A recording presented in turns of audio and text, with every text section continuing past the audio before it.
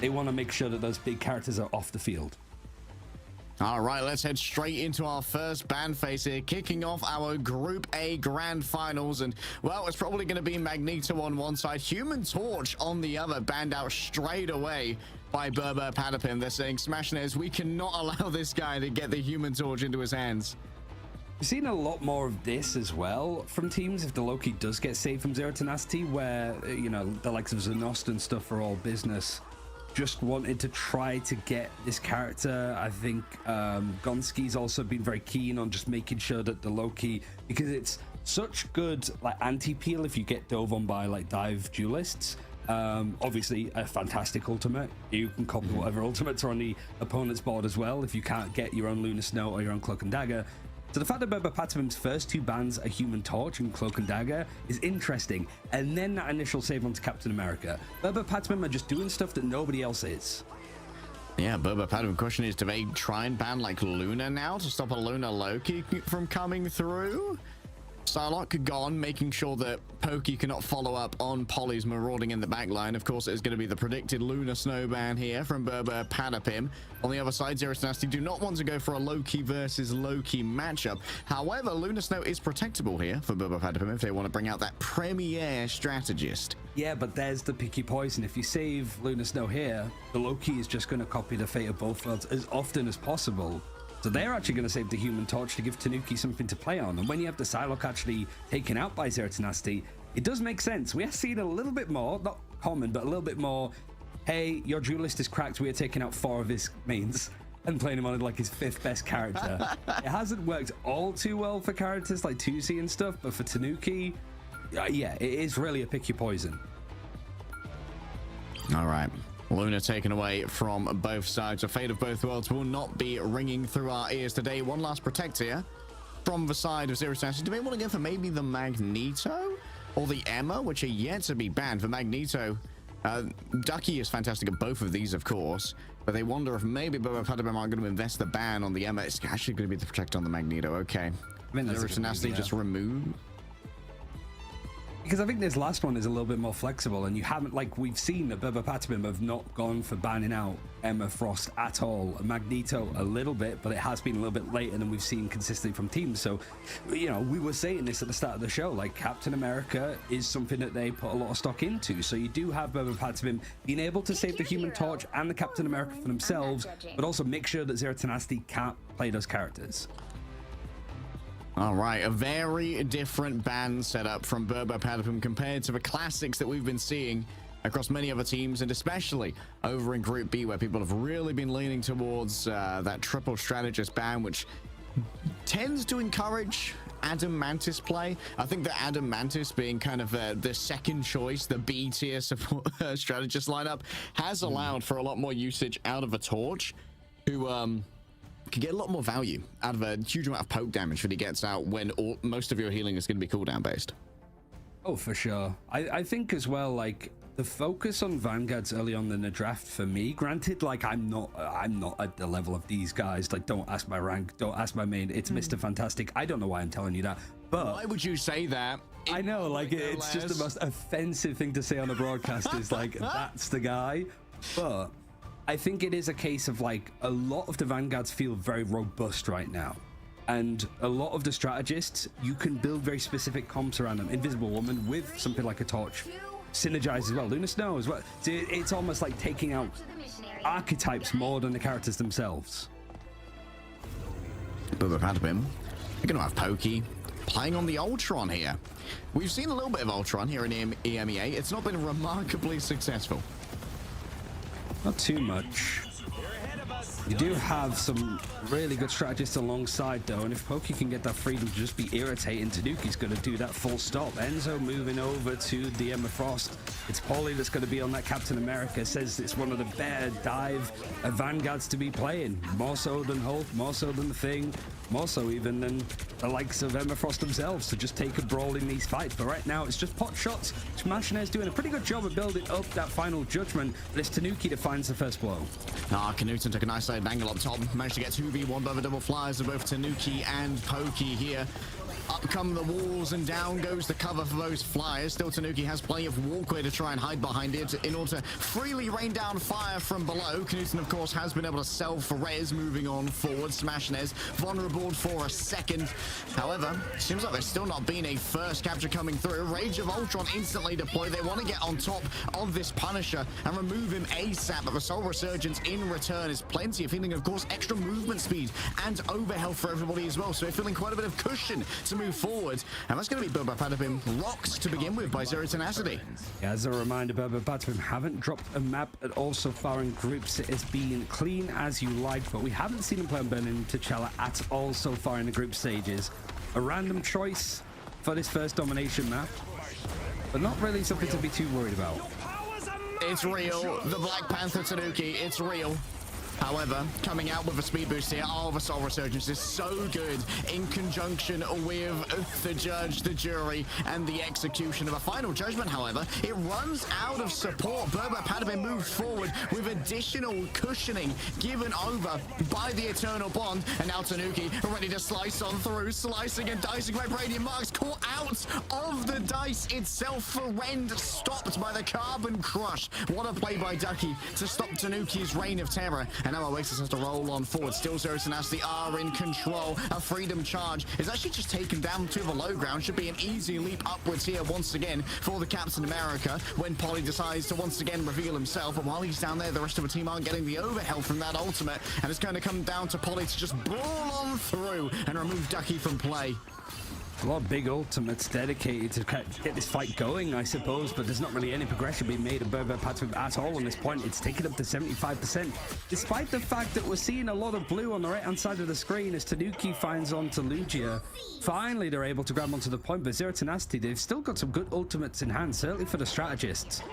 And really, it's just a case of a couple more clean fights, and they've got point one even. Plenty of staying power still remaining off the back of Oasis's Soul Resurgence here, but if it can be forced out here by Pokey with the Rage of Ultron, which generates so quickly, that could prove troublesome for Zero Tenacity's retake potential. And we don't really have that many options to try and deal with Enzo and that Eye of Agamotto. Why you can see the herding that's happening right now. Tanuki marks 3 players with Vibranium, allowing them to reset the Spirit Rend. If only they can shift on through one of those marked players, it's going to eventually come on through. Moving over onto a Mantis that's asleep, going awry, unable to be sedated. Tanuki is still going to have a reign of terror over not just Wakanda, but Zero Tenacity as well. Lugia takes to the skies with the Meteor Ram, wants to shut down Alex. It's a perfect stop on the Eternal Bond, just like in your comp games. But now Lugia gonna have to take the long way back, unable to climb out of the hole that they have been condemned to. Final Judgment finally deployed, coming through from Smashnez for Rage of Ultron to try and shut it down. Ken barely even exists. A hypothetical Invisible Woman is slain by Smashnez, picking up 4 with the Final Judgment. This is really impressive from Zero Tenacity. The way that they position in that fight initially too, you have that little perch of high ground. You saw Tanuki trying to dive in, and the impact of Winnie's like Loki being able to survive with the regeneration domain and the like. But now you've got the turret set up on the high ground. It's a pole play for Brbrpatapim to try and go in, but Smashnez is there ready and waiting. It's good cover play though. They can hide behind the portal, and you can't break through that as it's just an environmental moment. Oh, Tanuki down to Knudsen. Great play there from the Adam Warlock, and Enzo's fallen down as well. Brbrpatapim, they have been truly challenged by this composition right here. And now Smashnez basically untouched. He's having an absolutely luxurious experience firing away from on high. Knudsen's getting stuck in. My Adam Warlock moving in like a vanguard. Why not? He can heal himself, so why shouldn't he just play on through? Brbrpatapim dropped the Imperial Institute of Science.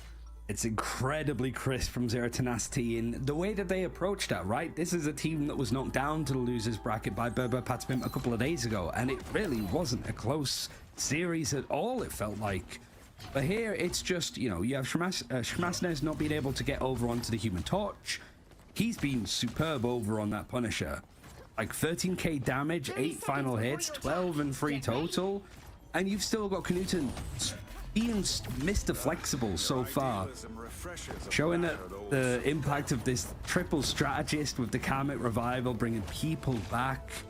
Z10 were trying to find a little formula of what works, and this is probably the best that it's looked. Brbrpatapim a little bit in free fall. Some of these ultimates just poorly timed. When fights are over, they're still trying to contest, and they're not cleaning up Z10 well enough if they take the point first.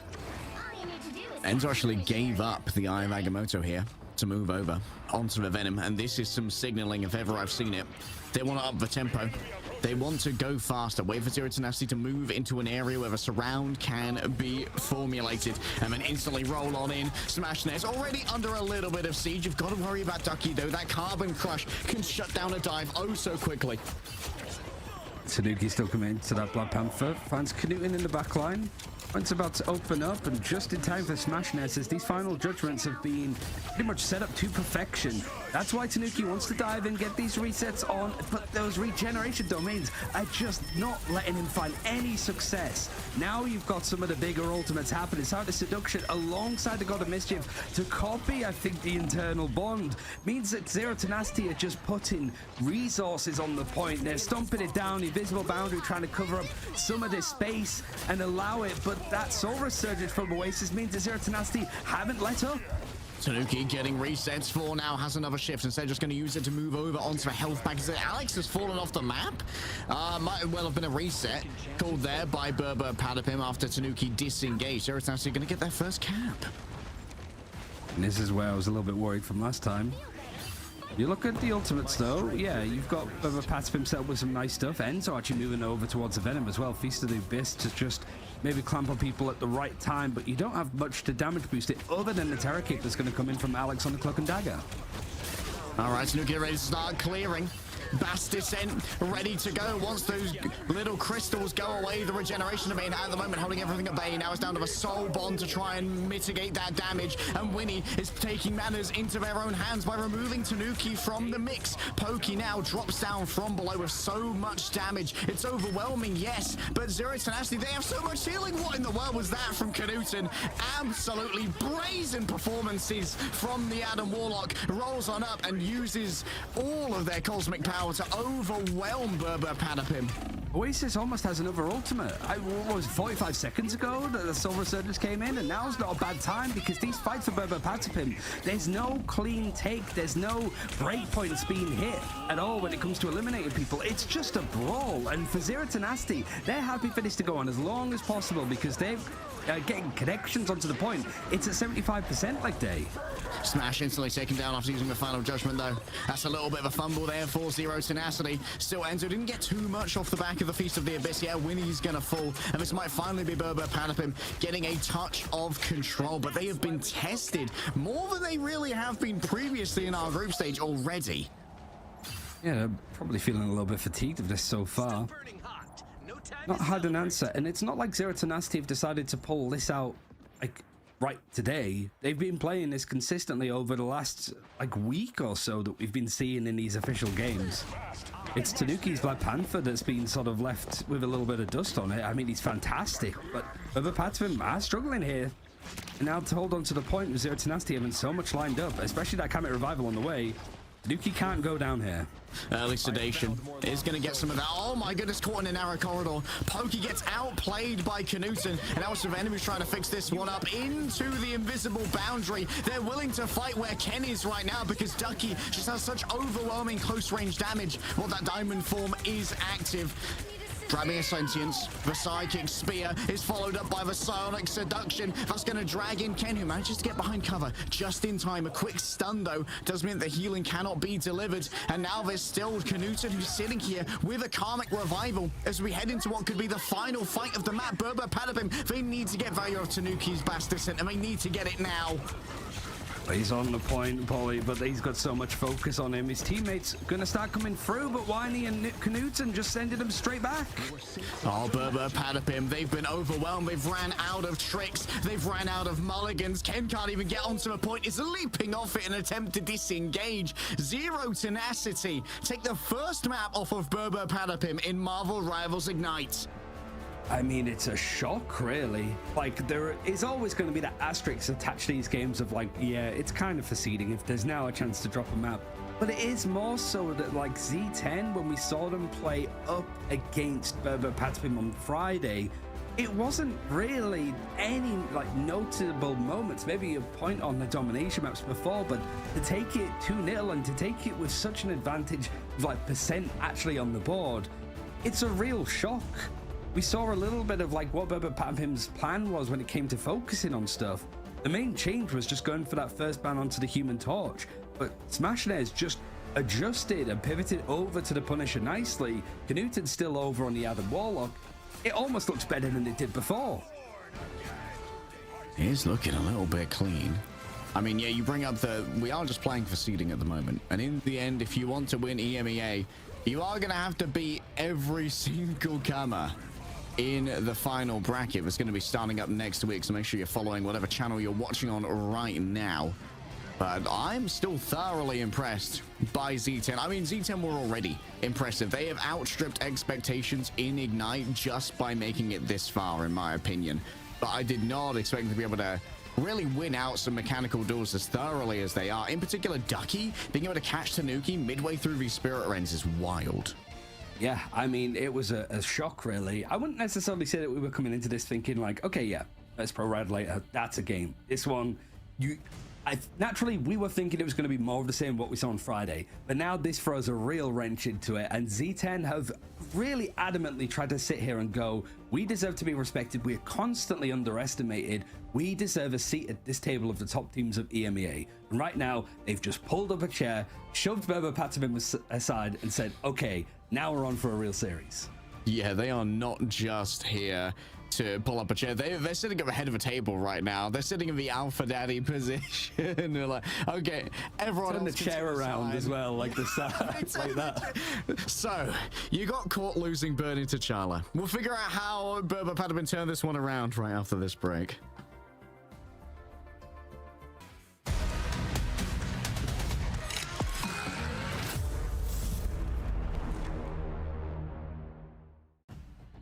Burning T'Challa does not go burr, apparently, as Brbrpatapim, they drop their first map in the entirety of Marvel Rivals Ignite to Zero Tenacity, who previously they 2-0'd. Yeah, and cleanly as well. It does give us an interesting point, though, I suppose, for Brbrpatapim, where because they have been undefeated so far, we haven't seen when they have the option to choose the map, because for those that don't know, if you lose a map in a series, you get the choice of the map and the side. You can't go to domination up until we've played out the other convergence convoy game modes. So, you know, like the hybrid ones and then the pure payload, we have to play them before we go to domination again. Which is also a game mode that has historically been very, very good for Brbrpatapim. So it's even more of a shock that they lost it. But regardless, we're going to see exactly where they want to take this battle next. It can't be domination again. I don't know what would necessarily be like top board for them. I think it's probably something like a full convoy map, just like Arako or Midtown, to see maybe some Tanuki in the sky and the Human Torch again. Yeah, Tanuki returning to the Human Torch certainly would pay some dividends, but I think we all just learned a valuable lesson as to why Magneto Emma get banned almost every game. Yeah.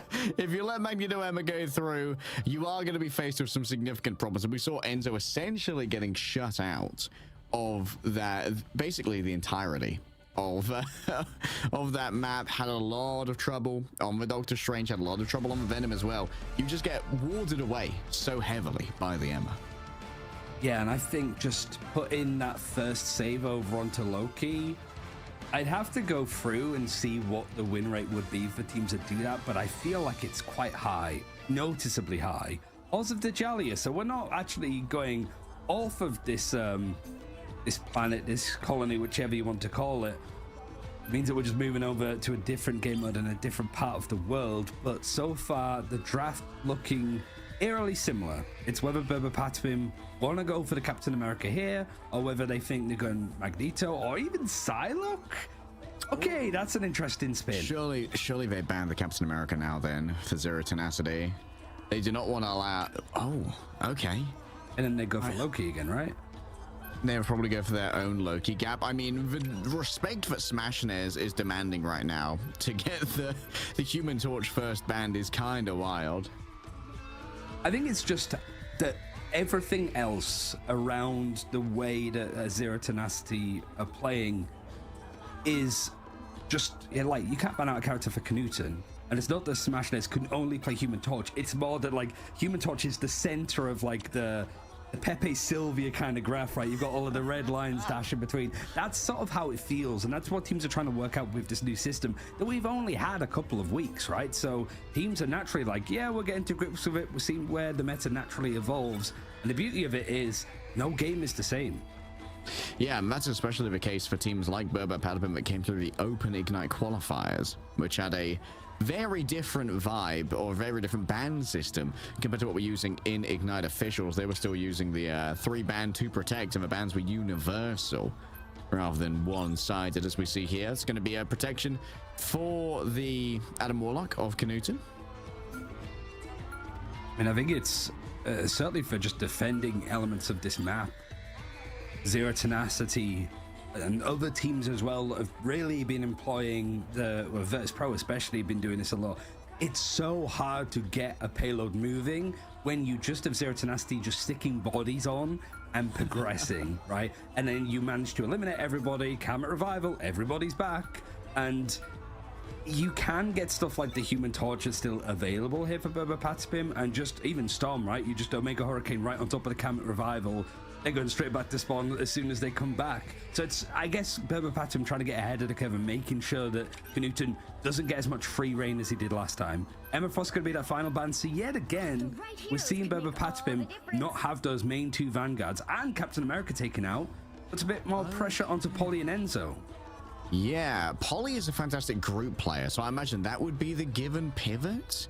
But they could also play Tanuki on the Namor with a Hulk from Enzo. Enzo is a very experienced Hulk player. Enzo would actually be who I'd characterize as both a Venom and Hulk player on the side of Brbrpatapim. But what I'm interested in here is Alex on the Lunar Snow. In the times long past, when Lunar Loki was just the backline du jour of every single competitive Marvel Rivals game, Alex was a absolutely top tier Lunar.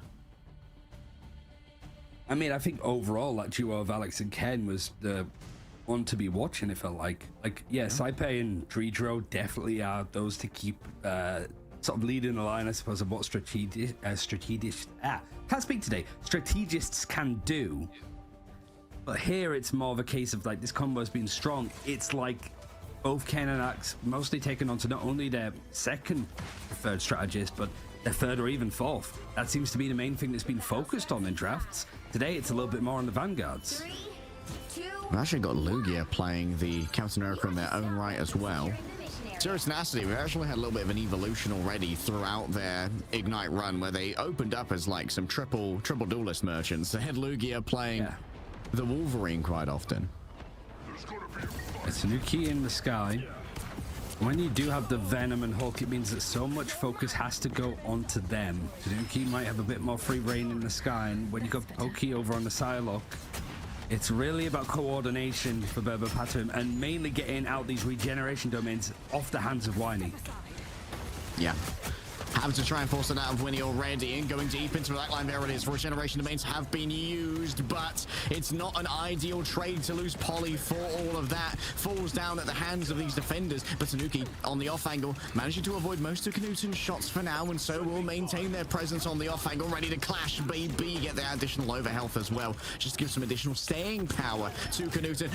Catches Enzo on the end of a leap. That should go down into a baby banner mode. And this could be really troublesome for Brbrpatapim here, unless Pokey can really summon some damage over onto Ducky. Disengagement not on the cards. Lugia is going to try and keep this one punished here. You need to grab Pokey on the way out, and indeed, a well-placed Vibranium Energy Sword will do just that. It feels so anti-dive with what Zero Tenacity's playing, you know, like Knuten over now on the Bucky. You've still got, I think Punisher was still available in the draft. I don't know if that was banned out. I can't remember off the top of my head. I think it was open. It was banned from Zero Tenacity. Yeah, but not against them. Yes. So it does feel like it's very like, you know, you're expecting the players like Polly and Enzo to be very dive-centric. So he's read into this nicely, and it's such a hard bunkered up position to take for Brbrpatapim. In full health would be a bit of a disaster, but not unlikely. Oh, that is a big terror cape. Great setup there by Ken. Seems like conversion not quite there, though. Tanuki thought they had the angle to try and find the finish, but Polly has once again paid the price far too early. The rest of Brbrpatapim just unable to join Polly on these engagements. You've got almost all 6 ultimates available for the defense here, and really we've not seen Brbrpatapim sit on the point unless it was that first fight. They're also building up ultimate, so like this is going to be a battle of the ages.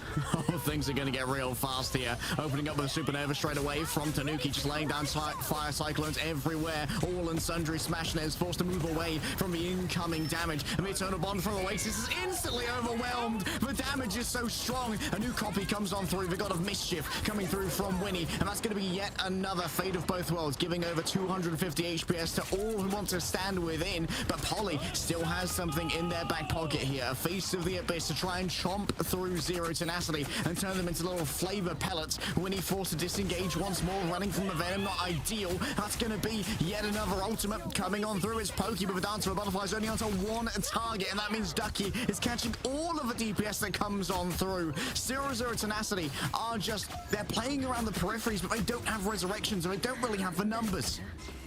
It's a battle of attrition, and Brbrpatapim might be winning. The problem is that, yet again, much like the first map, it's not super clean, so there is a chance of stalling out for Zero Tenacity, even just getting a little bit more time on the board, because there's only 30 seconds here. Polly going in very deep, might now have to turn around to try and help clear out some of this space, but he does catch Winnie as he was switching.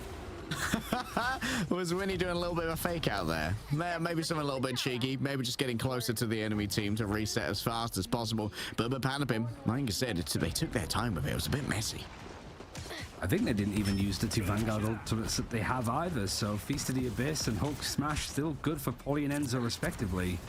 And the Strategist ultimates not too far off either. Zero Tenacity having to use a lot. They have the Dance of the Butterflies, but Smashnez is the one that's been dove on. Oh, already forcing out the regeneration domain. Great stuff there, but the Worldbreaker Hulk is feeling very lonely here. Terra, Kate, Smashnez trying to convert onto Alex. Only one player remains within the Dance of the Butterflies. Everyone else wasn't willing to share out the damage and help out Luna Snow when their strategist demanded it. And now with only a single strategist remaining, Ken knows that it's time to do or to fall when it comes to this. Oh, finding Smashnez already and hitting the Terra Cape onto Canute. What a play from Ken off the back of the ultimate. I've had a lot of focus. The ultimate. Major one. And it's a major fight that Zero Tenacity have available to them here. Gonna start with a Psionic Seduction, seeing if they could stop things from coming out for Brbrpatapim, but the Fate of Both Worlds is going to be the first thing that matches. Eternal Bond now cutting through an aggressive line to make this whole hallway a bit of a precipice to be fighting, and Canuten's getting the resets with the Kraken's impact. Means Brbrpatapim thrown off the point for the first time since they've taken it. Like a time long past, an esports finale is decided by a Kraken impact. Zero Tenacity standing strong, even in the face of a huge investment of Alex's Fate of Both Worlds. You do have a lot building up. Ollie, moving over to the Strange actually now. A good amount of time, not really going to be using a portal play now. Maybe just feeling that there's some space that an Eye of Agamotto can cut through and just be a little extra CC. Enzo still staying on the Hulk, trying to dive in, and actually does get the Exile over onto Canuten, but he's got Winnie to just there heal and help him get out the fight. Oh, Canuten, just for now, avoiding Enzo's attentions. Does not want to get isolated into a 1 versus 1. Smash is actually moving around the outside with Lugia at the moment. Polly has to float above it all using the Cloak of Levitation. With these regeneration crystals already used, that's going to mean that Pokey has an option to try and get some real value out of their ultimate. First of all, though, it's Tanuki softening everyone up. Out comes the Eternal Bond to answer the incoming damage from a Fire Cyclones. The Supernova is laying down directly on top of the Eternal Bond. The Cloak and Dagger deeply in trouble. Canuten unable to survive all of the incoming damage, and the focus fire is strong from Brbrpatapim off the back of the stun. I don't know if Zero Tenacity have the staying power here. Lugia is going to do their best with his smash. Oh, the Dance of the Butterflies. The dance meet was cancelled. They raised the rent on the rec center. Oh, it was a very clean fight from Brbrpatapim. They're now starting to warm up to the occasion. Maybe a bit rusty in that first map and want to try and get things going. And you saw a great example of why Human Torch is still such a prominent duelist character to be running, of just making the whole battlefield a nightmare, forcing out some of those big strategist ultimates from Z10, They already have another Eternal Bond to work with, but you have to be looking at Pokey, Psylocke, Dance of the Butterflies, good to go. Feels like these Eternal Bonds are just being built so quickly from these efficient Cloak and Dagger players. Already Eternal Bond coming through from Oasis is going to keep Ducky nicely healed up for now. Smashnez decides to move away from a World Breaker Hulk. Enzo is a touch too dangerous for a small Psylocke, but Enzo overwhelmed by everybody's collective DPS here. A small banner overwhelmed. Can they get a reset? They'll have to crack an impact in just the final second. It's Polly who is slain, vanquished even by the combined efforts of Zero Tenacity. Clash me, yells Knuten as Lugia comes in for a high five. Down to 30 seconds. Reset required. I don't think the portal has been used at any point from Polly here. And for ultimates, you're definitely looking at the God of Mischief being available. Smashnez on the precipice of just having a Dance to Butterflies, but he gets taken out early again. The information just wasn't there for Smashnez. Polly and Pokey. Well, Enzo and Pokey on the off angle, gonna try and do it again, looking for those regeneration domains here from Loki. Once they're gone, Pokey can really start making something happen with the Dance of the Butterflies. Has managed to find Knuten already. Winnie's already fallen on down. Oasis overwhelmed, and Ducky gonna be the same. There's no one left to try and stop this cart after Lugia is taken down, so it's gonna be one last fight here as Zerison has to get that last wave of spawns. I have Agamotto, Eternal Bond, but the Hulk coming back now in this fight. And this is where, because Brbrpatapim have played together for quite some time as a core, they do have a lot of advantages in these chaotic fights. You don't necessarily have a strategy, it's just all coordination and comms. Complicating the commute here for the side of Zero Tenacity. Winnie ready to roll on through with their own Eternal Bond. Managed to clear the portals as they come through as well. Smashnez has used the Dancer of Butterflies, but there's good positioning from Brbrpatapim. They share out the damage amongst themselves. They democratize the Shinobi Blade, refusing to be taken down as only victims of the Shinobi herself. Lugia moves on forward, potentially stunned there by the Eye of Agamotto. Could not pivot the shield in time to stop Polly from tearing Soul from Sundry, but finding Pokey on the other side nonetheless. Ducky overwhelmed, yes, but running low on members here are Brbrpatapim, and Zero Tenacity is so close to their spawn, even with the extended spawn times of the overtime itself. Smashnez comes in to tag in on the objective, keep it contested for a moment. The mission area could be overwhelmed, but Lugia's got all the healing they need and a touch more now as well, as guess what, the Eternal Bond has turned up when everyone was most desperate for it. Knuten flying low to make sure they're within the area of effect, and Alex is going to be faced with the fate of both worlds. Polly's returned in an emergency on the Spider-Man of all things, but caught and brainwashed by the Sonic seduction. It could prove brutal for Peter Parker. We know he's had his women troubles in the past. Ducky is the last to fall, and finally, Brbrpatapim will cap. You just get it right at the end.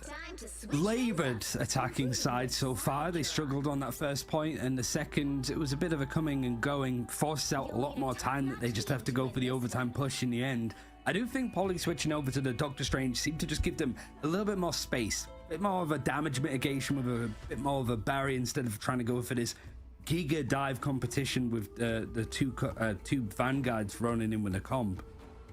But you gotta say that we've seen quite a lot of Halls of Djalia not only been finished, but finished with good time on the board. So for Zero Tenacity, now that they're going onto their attacking side, they're not going to be feeling too worried at the fact that Brbrpatapim finished them out. But it really does depend on how these first fights go. And there's been a lot of really nice ideas from Z10 when it comes to like portal turret plays with the Punisher. I don't know if that's necessarily what we're going to be seeing here, but Smashnez moving over to the Namor was something that we did see a little bit yesterday over on Yggdrasil's Path. I personally like how Insomnia play the Hulk, Namor, Wolverine trio, getting those constant fastball specials to try and shut down enemy vanguards. And when you're going up against a Hulk Doctor Strange combo, I think there's a lot of value to be had from the Wolverine, but you're kind of hamstrung into your triple strategist setup when you want to play the Adam Warlock. Yeah, and Lugia has been very open to sort of pulling out the Wolverine a little bit too. But he has a job to do, and it doesn't feel like he wants to really pull away from that too much at all. So the Adam Warlock coming out again for Knuten really helped a lot with keeping these fights slow, but it's actually going to be the attacking side. Keep the rotations in and out. And it's more just the prodding and the poking, especially from Pokey, that's just up on this high ground. Yeah, prodding and poking, however, it's going to allow for Ducky to start building up charge on their psionic beam. And when you start building up that charge, that's when Polly's in danger. The front line can just evaporate in the midst of all of this. Still Tanuki. Oh, the exile's kind of perfect, though. Lugia actually earning the GOAT title right there. Enzo's down as well. Brbrpatapim, their Vanguard line, just disintegrated. Knudsen was playing a little bit of a silly location. It's going to get an even more silly self-resurrection off the back of that cocooned revival. And it seems like the rest of the team were unwilling to try and stand up to Knuten's very intimidating presence. He portaled, so that's going to be off. Oh, yeah. A little bit wrong, a little bit iffy. It's a full best of 5 of Brbrpatapim to play, so even if they do lose this map, we still have at least one more to go. But peculiar sort of mix of errors.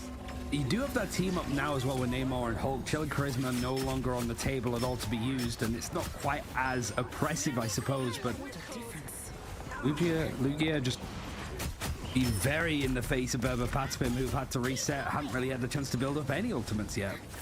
Yeah, no room to breathe thus far. Knudsen once again in the silly angle.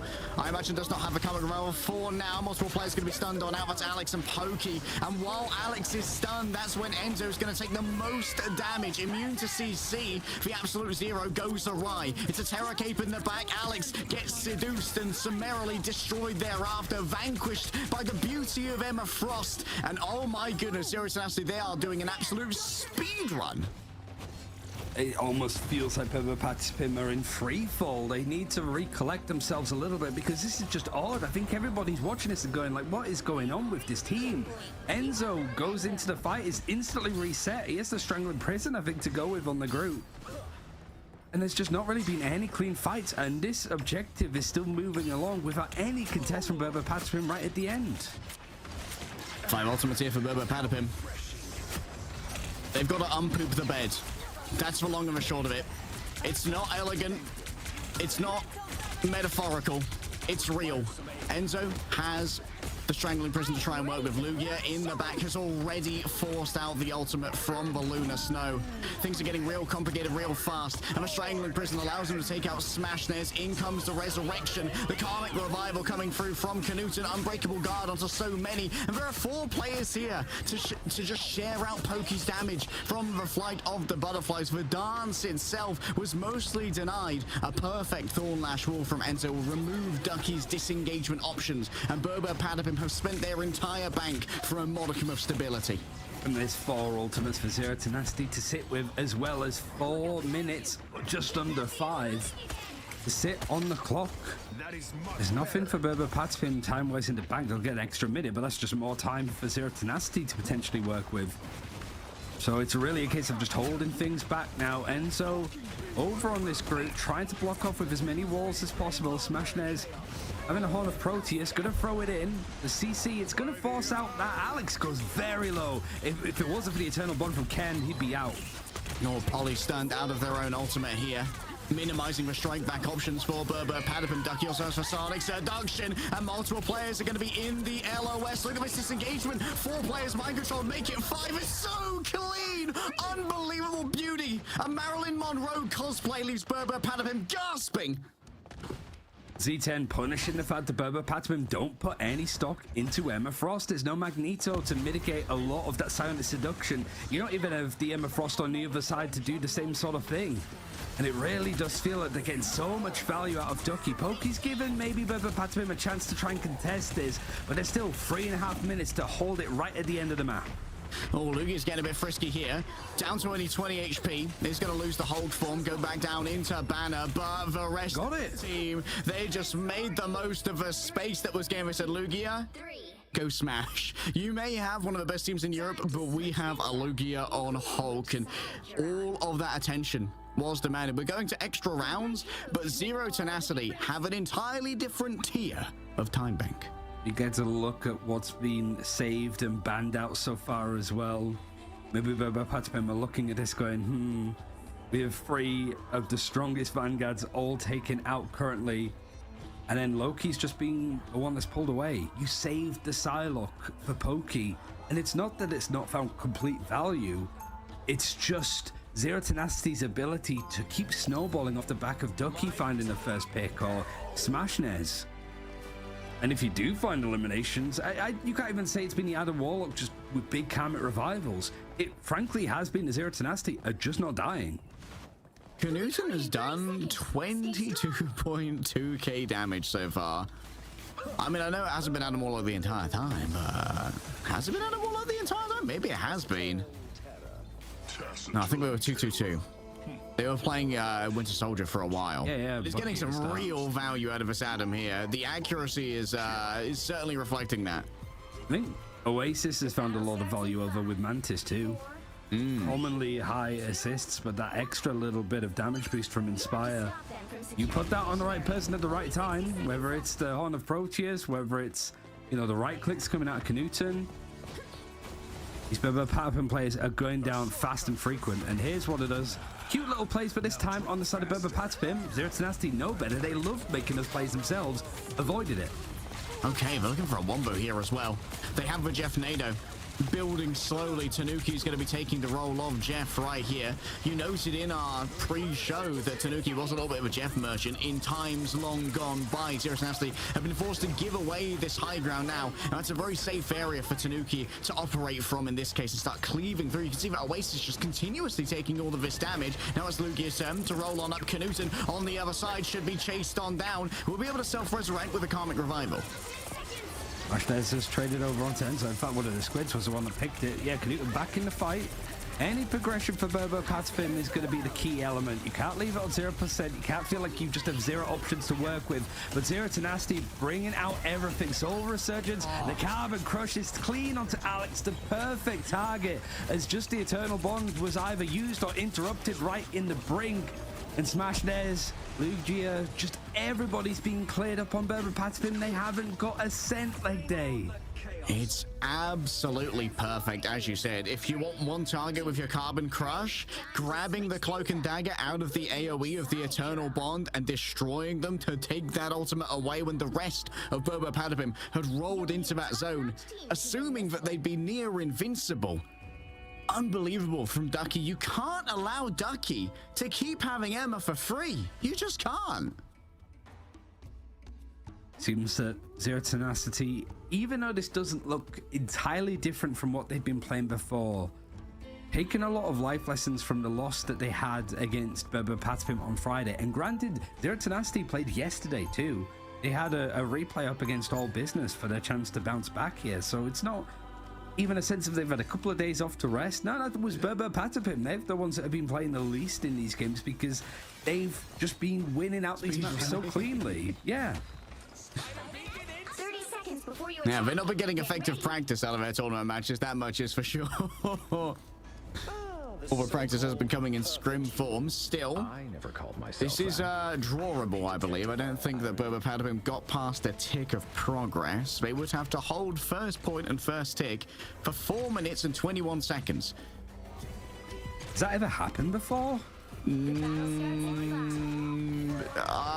Not at this stage of a game. It's happened in very mismatched first point defenses when, you know, when the scoreline's 0-0. You got the mental side of it as Zero Tenacity.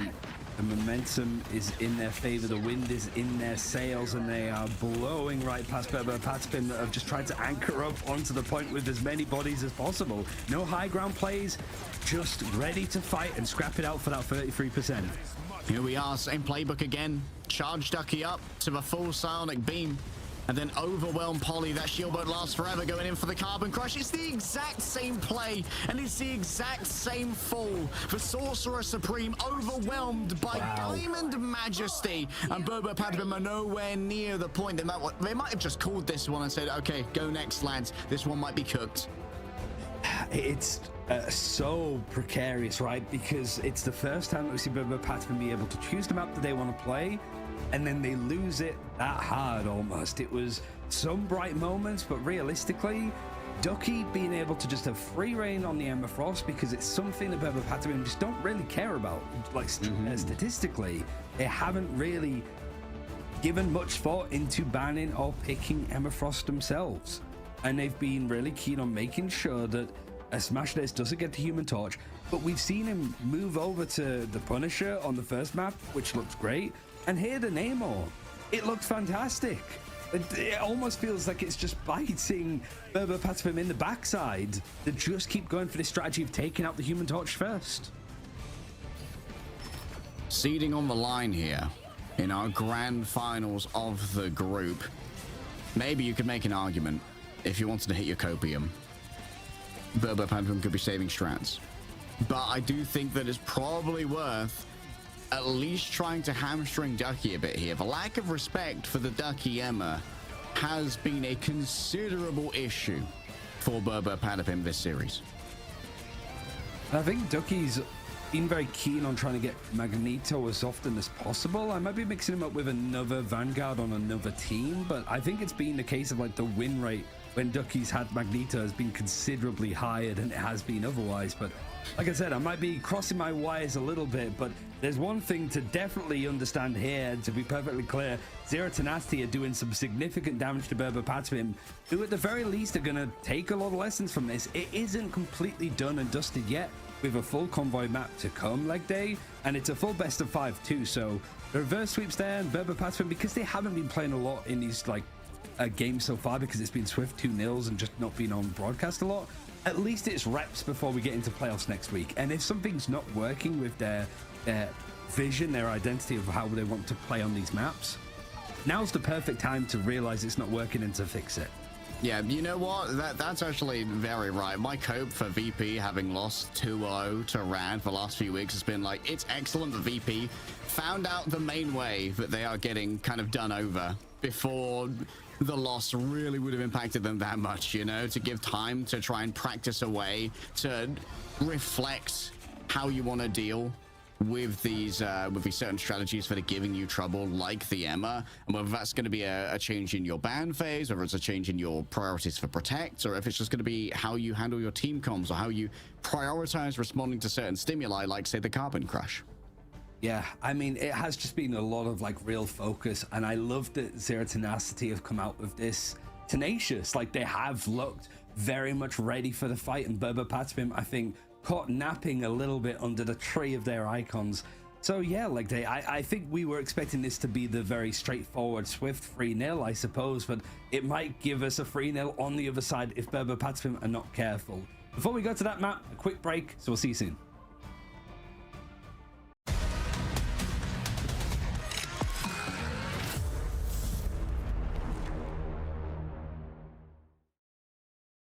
Zero Tenacity that were knocked down to the losers bracket by Brbrpatapim on 0 map losses so far in this best of 5 grand final for this group, at the very least leg day.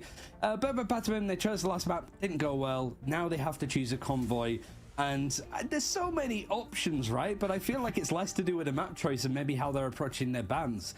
Is this like a chance to change it, would you say, or is it worth just sticking to guns and hoping it works out this time? The only option I want to think about right now is banning Emma Frost.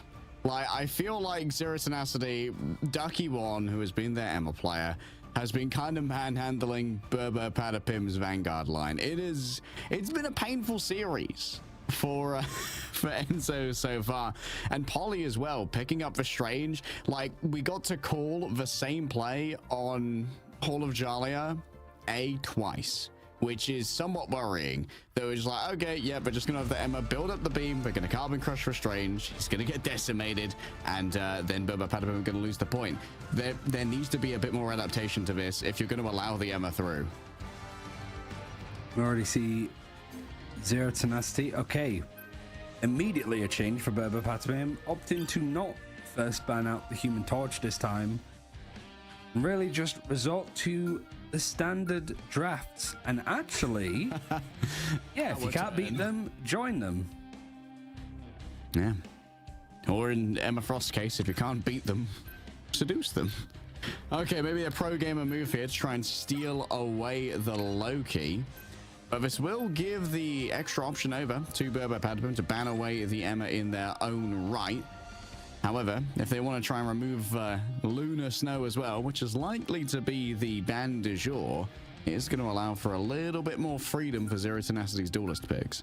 I'm on Yggdrasil's path as well, so might see a little bit more of the Knuten Hawkeye. So Lunar Snow might have a bit more stock on it, so that's why Brbrpatapim have taken it out, because we are playing on the old patch. The patch that came out on Thursday, Friday for us normal plebeians that play the game. These guys will get it in playoffs. I believe we're still on the old patch, so that old version of that combo still strong. Moon Knight still having 25 less HP. No, but not going to see that too much. Maybe if I'm going to do a tad. But what's going to be the focus on saving? Because the Loki I like, the Adam Warlock, I think that's going to be key, because whatever front line that you have with your vanguards, you're missing the major two. So not only is it good to just have the Adam Warlock for Knuten, that's a smart move as well, to really cut off some of those options for the triple strategist comps.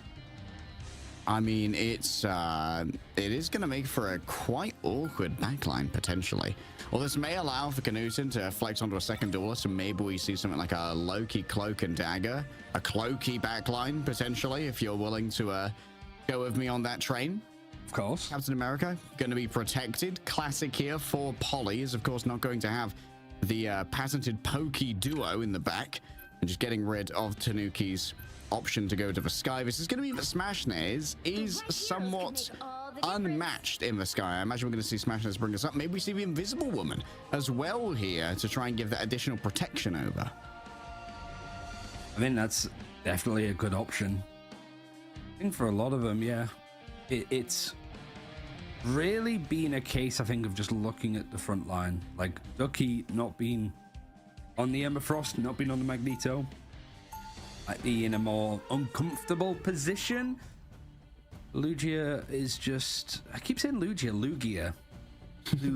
Lugia. But his whole, certainly jumping on the first point was fantastic on Halls of Jalia. And that's one thing that we did see quite a lot from Z10 yesterday, of just their attacking sides were superb, with just keeping things moving at speed, the coordination to find the right target and jump on them all in a coordinated manner and just take them out. It really left nothing on the board for All Business yesterday to deal with, right? And so Brbrpatapim, they are on the back foot. They're 2-0 down in this best of 5 series. Now forced to make some changes with what they want to play, with Brbrpatapim attacking first. I mean, to expand on your point there, it's definitely important to not only be able to fight plan well, but also learn to fight plan expediently. And that's something that Zero Tenacity are very good at, just very quickly forming their plans and executing on them without too much deliberation. That kind of leads me to believe that they have excellent in-game leadership. Smashnez gets that torch. It was a real focus of Brbrpatapim to take him off the table.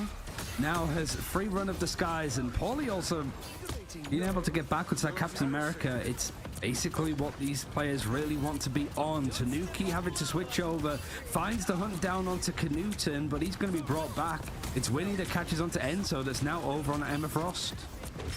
Yeah, Enzo now going to be the one that's able to deploy the Carbon Crush, and that does mean that Ducky is going to be in significant danger, as we outlined on Hall of Jalia. Lugia dragged into the midst of Brbrpatapim, running low on shield HP, but it's okay because Ducky's just going to cover the disengagement for now. And when he's got so much healing prowess in the back with all of the clones arrayed, the army's good to go. Oasis also has the Eternal Bond in the back pocket, should it be necessary. Pokey's almost got the Kraken Impact, ready to descend upon everybody, and it's going to be very easy to try and get through those Loki clones without the regeneration domain available. That Terror Cape did hit a lot of people before that Eternal Bond came through. I think that was from Winnie, actually, with a God of Mischief copy. So having things switch around. 3 people stunned by the Eye of Agamotto. And Z10, it sets up Smashnez perfectly with a Supernova to just whittle these players down. And yet again, we're seeing that like Fate of Both Worlds. Precariously timed. It's a big strategist ultimate that's not going to be available for this next push. Yeah, that's not going to be on the cards.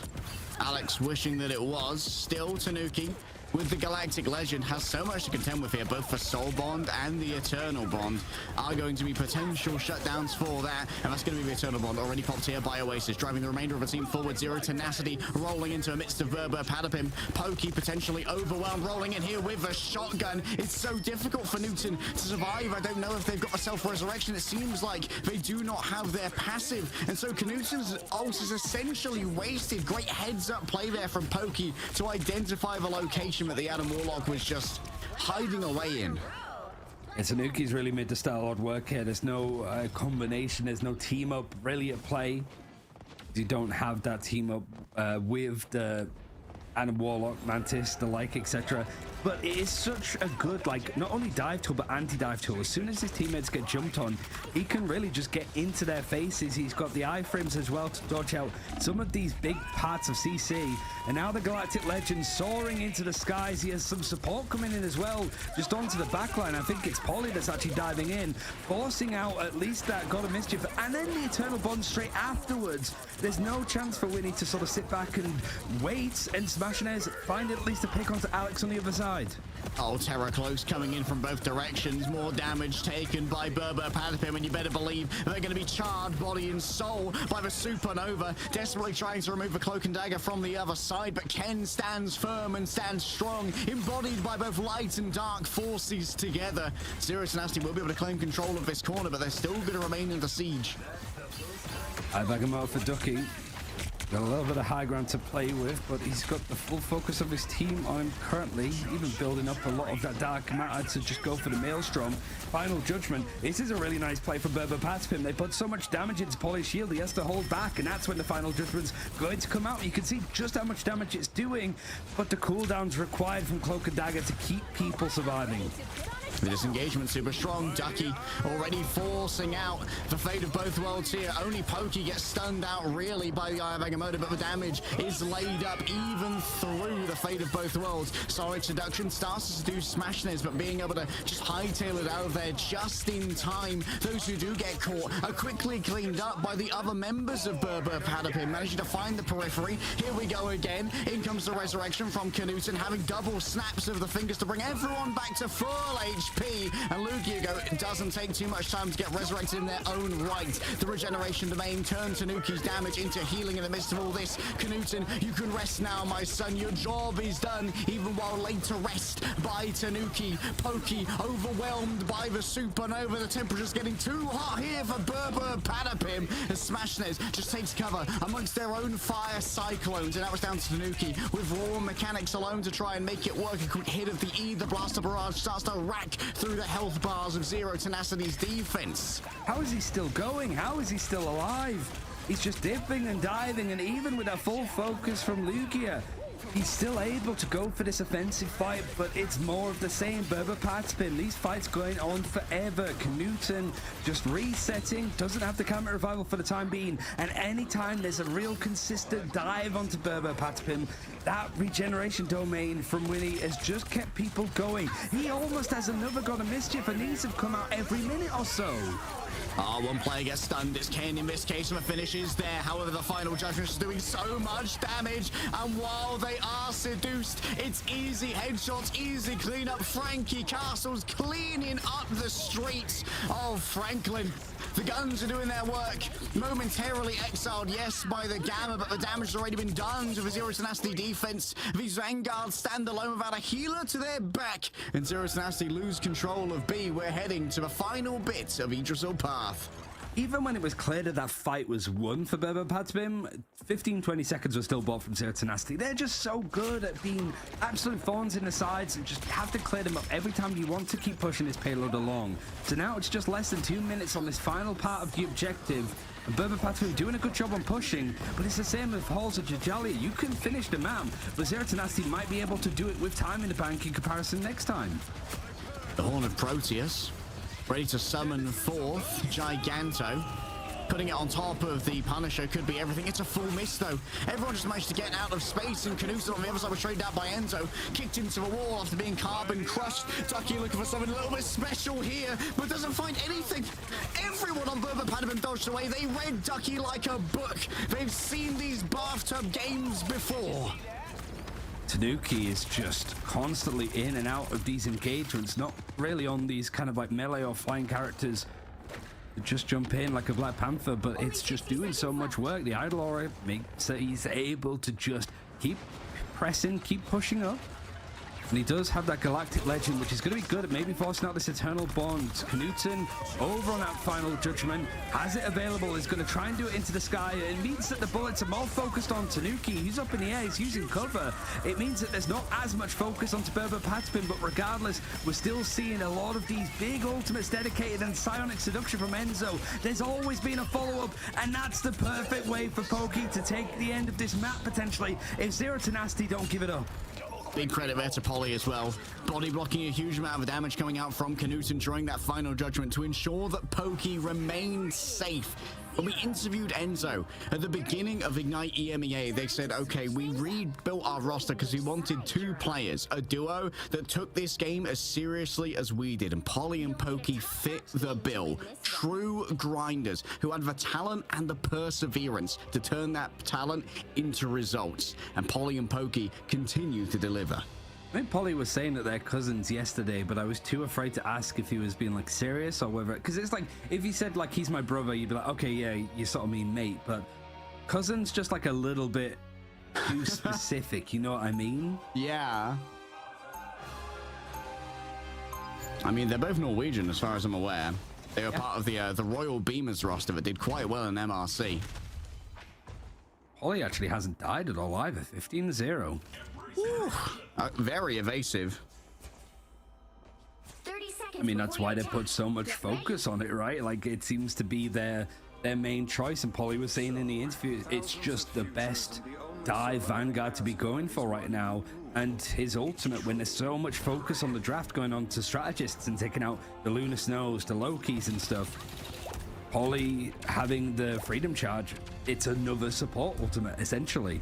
Something to rely on in these dicey moments. But you also have to say, Enzo moving over towards playing the Emma Frost, pretty much like Brbrpatapim have played him every single game, like a glove.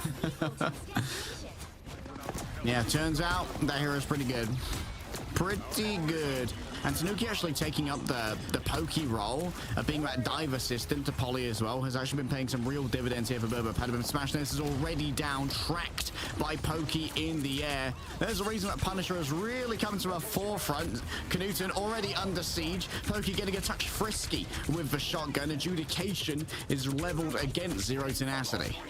Knutson on the Iron Man, we have seen this before. I've seen some really nice plays, but it really is a case of what team-ups are available for Zero Tenacity to work with. You've got Smash Nez moving over, gives Ultron a little bit more kit to work with for both damage and healing, but it's not really worked out all that well. In fact, that team-up is going to be very quickly put to bed. Smash Nez wanted to move over towards the Namor, but Knutson moving over to the Hawkeye, not likely because they don't have that Lunar Snow to work alongside. For now, just, you know, speculative repulsor blast. Tanuki's just going to make sure that Knutson can't stay here exactly for free. And already a Light Force Curtain having to be used by Zero Tenacity means a major resource has been expended. It's also not a bad map historically. I think the C10, 2 wins on it, never had to pick it. It's always been the choice of somebody else. And they've made it work and had different looks the whole time. We do have that Pulse Blast to work with, but there's a couple of targets, certainly Tanuki, that's like, you have to put it in the right position. Now you've got the Fate of Both Worlds used on top, and the point blank blast, not really able to catch anybody, but Pokey sends him back to the spawn and a reset required. Straight into the Dark Force dimension, saving both the Final Judgment and the Lunar Snow ultimate. Fate of Both Worlds. Ken was so heads up. They read Knutson like a book. It's okay. Admit it. You need me. I like the way you got like Pokey's perspective of that. Like he's just, all right, guys, we've stole them. Now this is just mean. I will watch from afar. Yeah, I was not involved. I was not there. Zero Tenacity at least having some big ultimates to work with for a big clean fight. But getting Pokey off of this position with a turret is going to be a hard one. And look how many players as well in the top of your screen, almost anti-flanking, protecting these positions. Brbrpatapim, knowing that Lugia was maybe going to try and go around to catch the backline, is met by Tanuki. Yeah, Smash overwhelmed. Tanuki and Polly, they were met by Lugia, but only one of them had to fight the Hulk, and so Tanuki took the path less traveled and found the Creamy.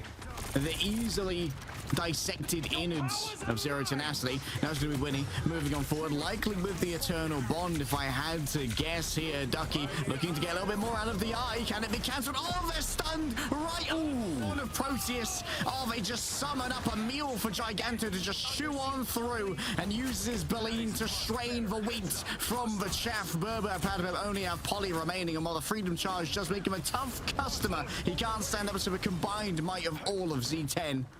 Seen a lot more of these combos in other regions, I think, as well, of just CC's big stuns onto the strategist backline, and then a Horn of Proteus. Just throw a whale at them next time you need to try and get onto the backline. That seems to work out quite well. With Zero Tenacity with 25 seconds left, trying to go for this engagement. Knuten trying with this portal that's contested still, at the very least, from Brbrpatapim. Dedicate as much as they can. Eternal Bond is going to come through, and the bodies are there for Brbrpatapim. Like they could stop it right here. Oh, just about getting out with a sliver of HP. Knuten quickly healed on up. Ken exiled on the way out, which means they cannot cross heal with Alex to try and sustain still. Alex doesn't need no help. Maybe you need a little bit more than that. Even with the fate of both worlds, the overwhelming damage of the Loki just tears through Brbrpatapim, combined with a beautiful source of the Punisher turret. Zero Tenacity having to finish out the map, able to at least get to point B on this map. Smashnez knowing that if they get stuck here at all, it could be curtains if they're not careful. So an aggressive position to be holding from. Not going to overextend, but just hiding on this corner. Does he get spotted? No, Tanuki, but he's going to get shot in the back of the head by Smashnez and also his squid. Oh. We're just taking a brief moment for various reasons, I would imagine. This is very much until next time. Hopefully not too long. Got to take a breath, you know. Got to calm down for a second. Brbrpatapim, they really drained the clock on that first point. As far as likelihoods go, Zero Tenacity, they are unlikely to be able to win this map out, because Brbrpatapim not only completed Yggdrasil Path, they did it with 21 seconds in the time bank as well. And it feels like they really are being able to leverage the Emma Frost in their own favor here. Emma Frost, she's just pretty strong, Ryan. Yeah, I wouldn't necessarily say that it's all come down to that, but I do think it's a mix of not putting too much stock into Smashnez's torch. Like, it's still available for them to play, I think. I don't think they banned it out, unless I'm misremembering, like, later on. Smashnez can play it. Yeah, so, like, but he's not really had the chance. And even with some of the comps, maybe it's a bit of Yggdrasil's path, because we have seen, you know, stuff like the Iron Man Ultron come through, the Hawkeye Luna Snow yesterday, like we sort of mentioned. It's like the combos that C10 want to use aren't available to them, and the ones that are available to them very much shut down by the comp and idea that Brbrpatapim were running. It's just weird that it started now. Oh, and we're back into it. I don't think we missed much, but Smashnez tried to dip dive out. We'll try and get more information on what exactly happened there, but yeah. Tanuki won't be missing at all during the Galactic Legend. The aimbot has been activated, and Pokey, well, won't need an aimbot. They can just have accuracy via volume of fire. A pair of miniguns will do exactly that. One player, I believe, is getting staggered in the back at the moment after being caught by a carbon crush. Pokey allowed to get into a pretty aggressive spot, even forcing out some more of the healing to come through, and Lugia falling off of the map, potentially. Yeah, Newton's found a way in, but still, that's an aggressive, like, Cloak and Dagger ultimate, this Eternal Bond to clear all of this space, but Brbrpatapim have to give up a little bit of leeway. Yeah, I mean, a rare miscom there as well. Lugia having to reset off the map to get back into the Hulk form. Well, there was a strategist ultimate active to try and keep everyone in the midst of this fight. Ducky looking for some real value once again off the back of his eye of Agamotto. And guess what? Smashnez ready to try and follow it up in their own right as well with a Horn of Proteus from the other side. You're so worried about getting grabbed by a carbon crush, but once that's gone, the control options, they'll be limited for the side of Brbrpatapim. Knuten's going to open it up first, though. That is a massive eye of Agamotto, and it's overwhelming firepower. Z10 simply press the cues, and Brbrpatapim turn to dust. Zero Tenacity are just so good at finding these like combination of ultimates, switching around characters. Smashness, it wasn't initially his plan to be on the Namor, but when you have Ducky over playing Doctor Strange with the Eye of Agamotto, it's such a perfect setup. And really, it's what's keeping Zero Tenacity in this map so far. They have less time than Brbrpatapim had when they were pushing into this spot. There's always a chance to push it to the end. Always a chance, and that's exactly the kind of thing that can translate into a chance. Grabbing Tanuki early means great flank control. However, Lugia, overwhelmed by the adjudication shotgun, Smashness has to get inside of this little corner, but guess who's waiting? Here's Enzo on the Emma Frost. It's a little bit cheeky to just try and cut off where the Namor was disengaging to, but Tanuki's already back in the mix, getting back so quickly, utilizing these stellar shifts. Galactic Legend. It's not only been good at getting some of these eliminations, but also just taking some of the strain off of this front line for Brbrpatapim, who are not going to be too worried about things at the moment. Sonic Seduction for Enzo, very, very close to being useful. And that lined up with a final judgment. That could be it. Less than a minute for Zero Tenacity to get things going. They're really close to having that God of Mischief. Windy might start the battle with this. All right, Knudsen can very easily control all of this space, utilizing the turrets, taking his time to get broken on down here. Lugia ready to move on forward. Here comes the final judgment. It's going to be Pokey who's moving forward first. Enzo feeling the pressure start to mount upon them. Inside the Eternal Bond, it's harder to find the final hits that Pokey so desperately wants, but the Terrorcade makes it a touch easier. Great aggressive play from Ken.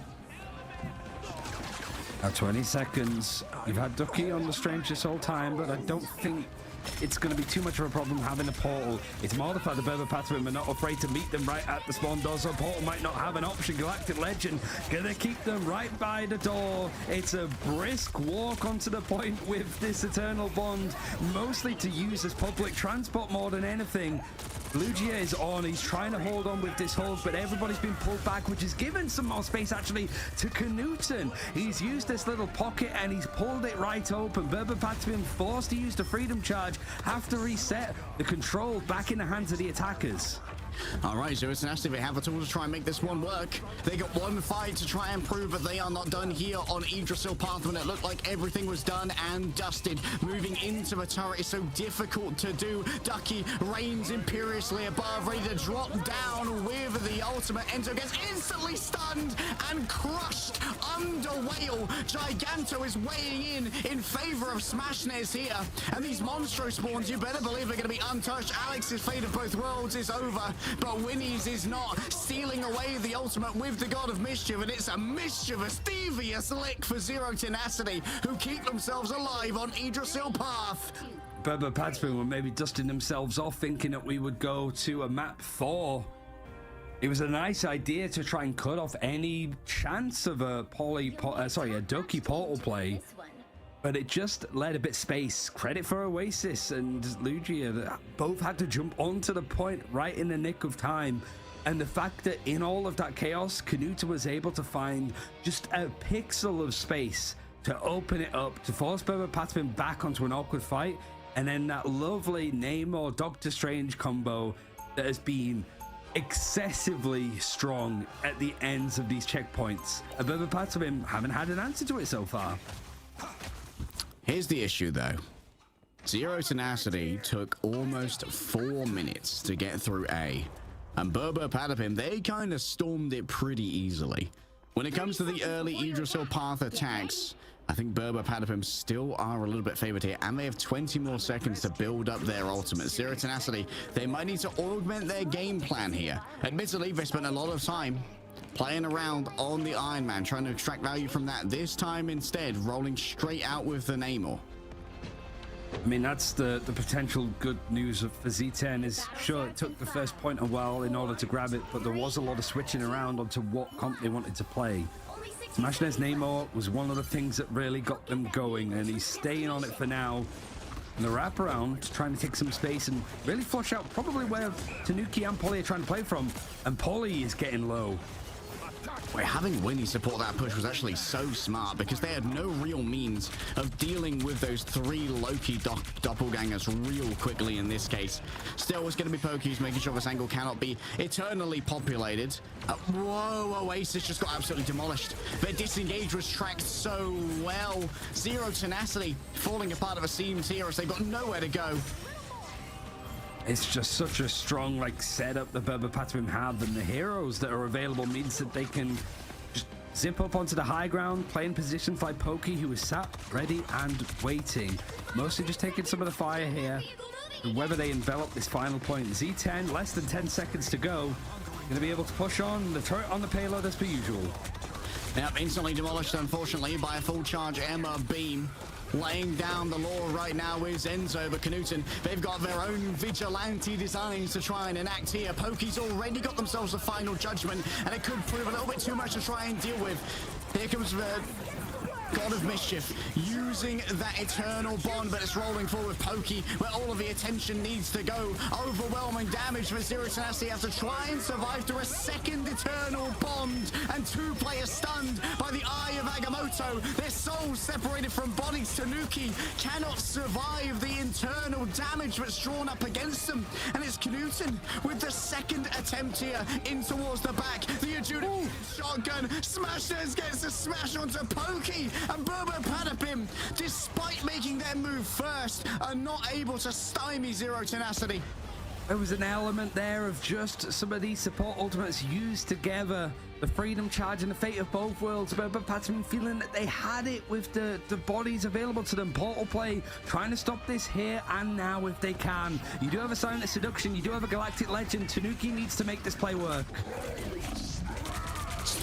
Must win right here. Enzo, the Sonic Seduction has already been taken up by the Gamma Monstro of all things. Tanuki up to the skies. No, can't survive through the World Breaker Hulk. And right now, he's breaking the world of Brbrpatapim. He's breaking the world of the power rankings. He's breaking the world of the Preds. And they're breaking the world of Yggdrasil Path. Point A. We're heading to the B's, baby.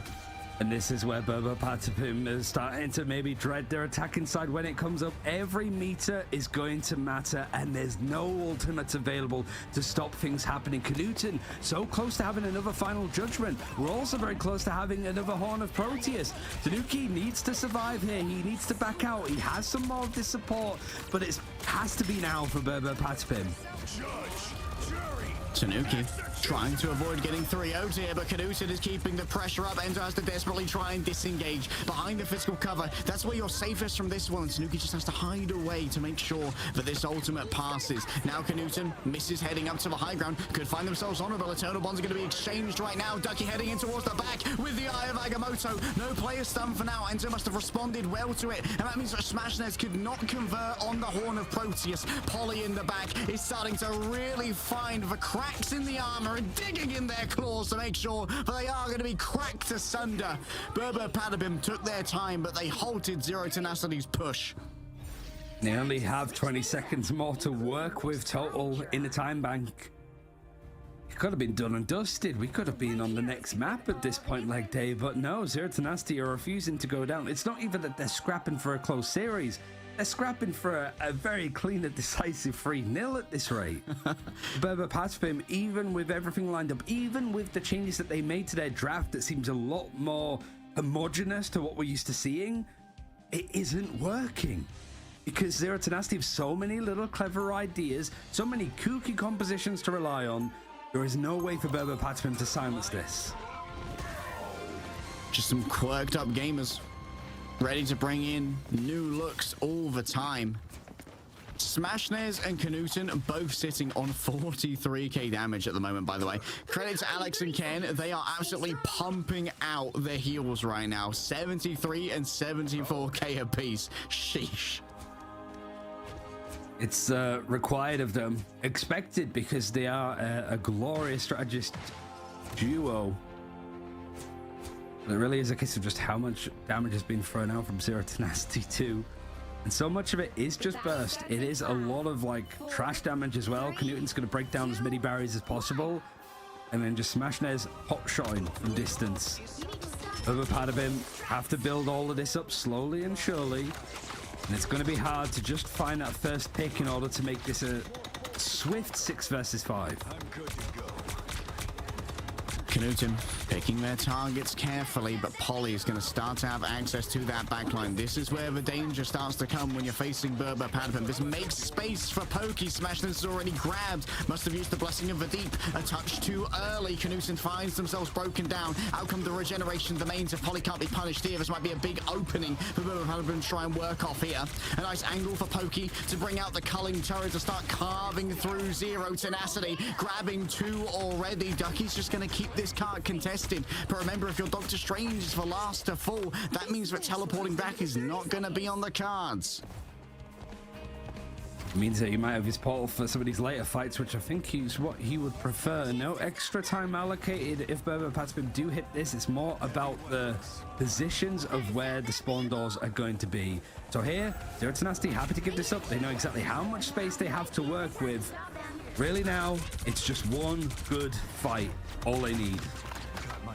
Brbrpatapim, they need to extend the series. After going undefeated going into this grand final of groups, they do not want to be instantly swept. Knudsen, though, is ready to put this series to bed with the final judgment. Can easily carve through the shields that are placed in front of them. And when he said it's time to go, Eternal Bonds popped by both sides. The Cloak and Daggers need to be prioritized and targeted. Lugia doing their best to just hide away for a moment in the corner. Maybe use the Indestructible Guard to keep Knudsen in the midst of this. But Knudsen hasn't managed to grab that much as Lugia DC'd. That looked very suspect, and they just keep walking into the wall. That might have been what called the pause previously. Out comes the Eye of Agamotto. Enzo babysat for as long as possible. Knudsen laying down the culling turret damage, but Tanuki reigns above it all and imperiously, callously, uncaring lays down damage after damage and finds frag after frag.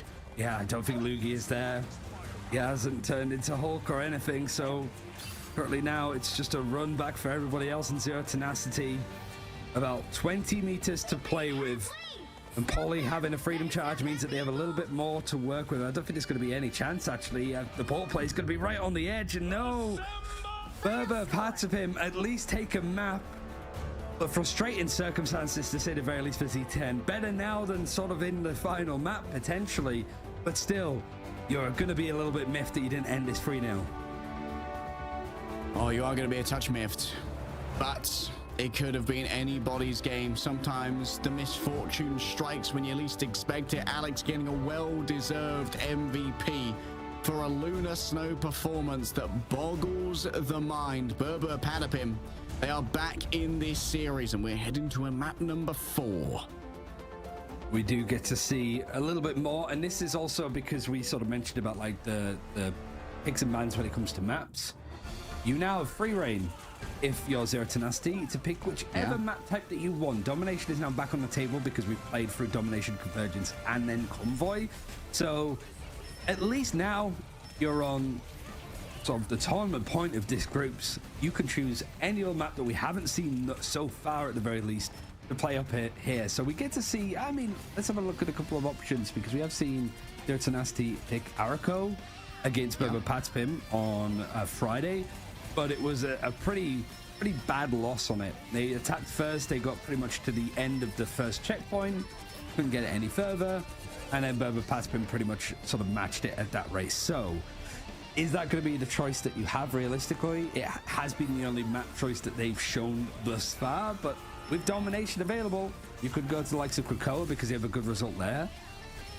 I guess most important is just making sure that like Lugia is set up again if there have been some like connectivity issues. I think I'd personally avoid going to a Domination. The last map I want to go to is actually Hell's Heaven, which I think might be Brbrpatapim's best map. But maybe there's a world where you actually do go to Krakoa to try and avoid Brbrpatapim being able to pick Hell's Heaven later into the series. Yeah, I mean, when it's like looking at the map stats, you know, like, okay, so what are the maps that Brbrpatapim like to play? Well, they played this one, they haven't lost on it. They played this one, they haven't lost on it, because they haven't lost the map at all so far in this tournament, right? So really, it's just a case of probably a map that we've seen a little bit more of, but it has been just like spittings, I suppose, of different maps, just one here, one there. So it's at least a chance for Zero Tenacity to sort of check stock and be like, okay, we're still in the lead, we're still feeling good. Brbrpatapim having to throw everything at us. We have a lot of like little ideas to sit on just in case we need to play them. we can take them anywhere, and I'm just really curious on where that's going to be.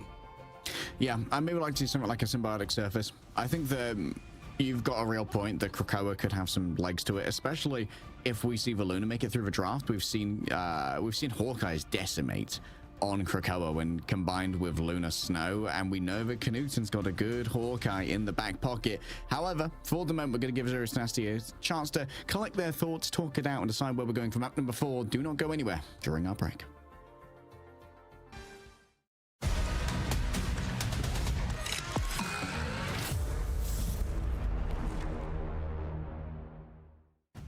Berber pressed snooze a couple times, but they're really awake now after an Aegis-Sil path that took them to their very limits. But now we're heading to a map number 4, Ryan, and I don't think anyone expected this scoreline at this stage. Not at all. Certainly, like, even at this stage for Z10 to just be the sort of top dogs, that map a lot closer, even with some of the connectivity issues for Lugia in there. It was still like to the wire, and certainly a case of like Brbrpatapim maybe closing it out a little bit earlier beforehand, but failing to do so. So it is a little bit of a reset required for Zero Tenacity, but just a recollection more than anything, just to have that conversation of, guys, this is a team that we got hammered by on Friday in the upper bracket final. We were 2-0 up against them. We kind of destroyed them on that first domination map. And now we're on tournament point for this group before we get into playoffs. We can take this team anywhere that they want. For Brbrpatapim, it's more like our draft felt a lot stronger and more cohesive that game. More of the same, right? I mean, maybe it's a little bit tilting, but you had a little bit of trouble because of a tech issue. But at the same time, they're like, well, I think we would have 3-0'd this without a tech issue. We can definitely bring this. And I think there's a lot of confidence for Zero Tenacity in themselves right now, but they're going to the map where they got resoundingly pantsed by Brbrpatapim last time. Brbrpatapim not able to choose the side. Going to be put onto the attack first, but do have that first save, and it is going to be Emma Frost. So really does feel like for Brbrpatapim, those first 2 maps going early when it came to the focus on the Human Torch, instead of going for something that is a lot more general to what has been coming out from other teams. Zero Tenacity, I mean, you can say what you want, but like Winnie's Loki has been looking amazing today, and that focus of banning him out and picking him first, you can't fault it. I mean, it certainly does avoid a VP-esque scenario where you find yourself with no good strategist to play with. Winnie's output is second to none, and of course this is going to be the Emma Frost taken away now by Brbrpatapim. We don't want to have to deal with this again, as it was a nasty reign over them previously. I think both of these are fairly expected bans here of the Vanguards, getting rid of Polly's best. And now it's down to the Protect. Where does Zero Tenacity want to focus? They have previously protected the Adam. I mean, you defend him first, so Adam is not a bad shout here. Also just saving the Torch, because not only has it been the focus of Brbrpatapim up until now, Torch is very good on this map, because you have these like long corridors and all of this cover, lots of 90-degree angles that you could just hide behind and then peek out, hot shot from distance. Now it's Brbrpatapim, they're looking at that triple support lineup, that combination, and instead of actually taking out Knuten's and Warlock, they want to gun for Oasis's Mantis. Yeah, I think that makes sense. You don't mind Knuten being on the Adam Warlock as much, because it does mean that you're not going to be going up in as much of a duelist threat.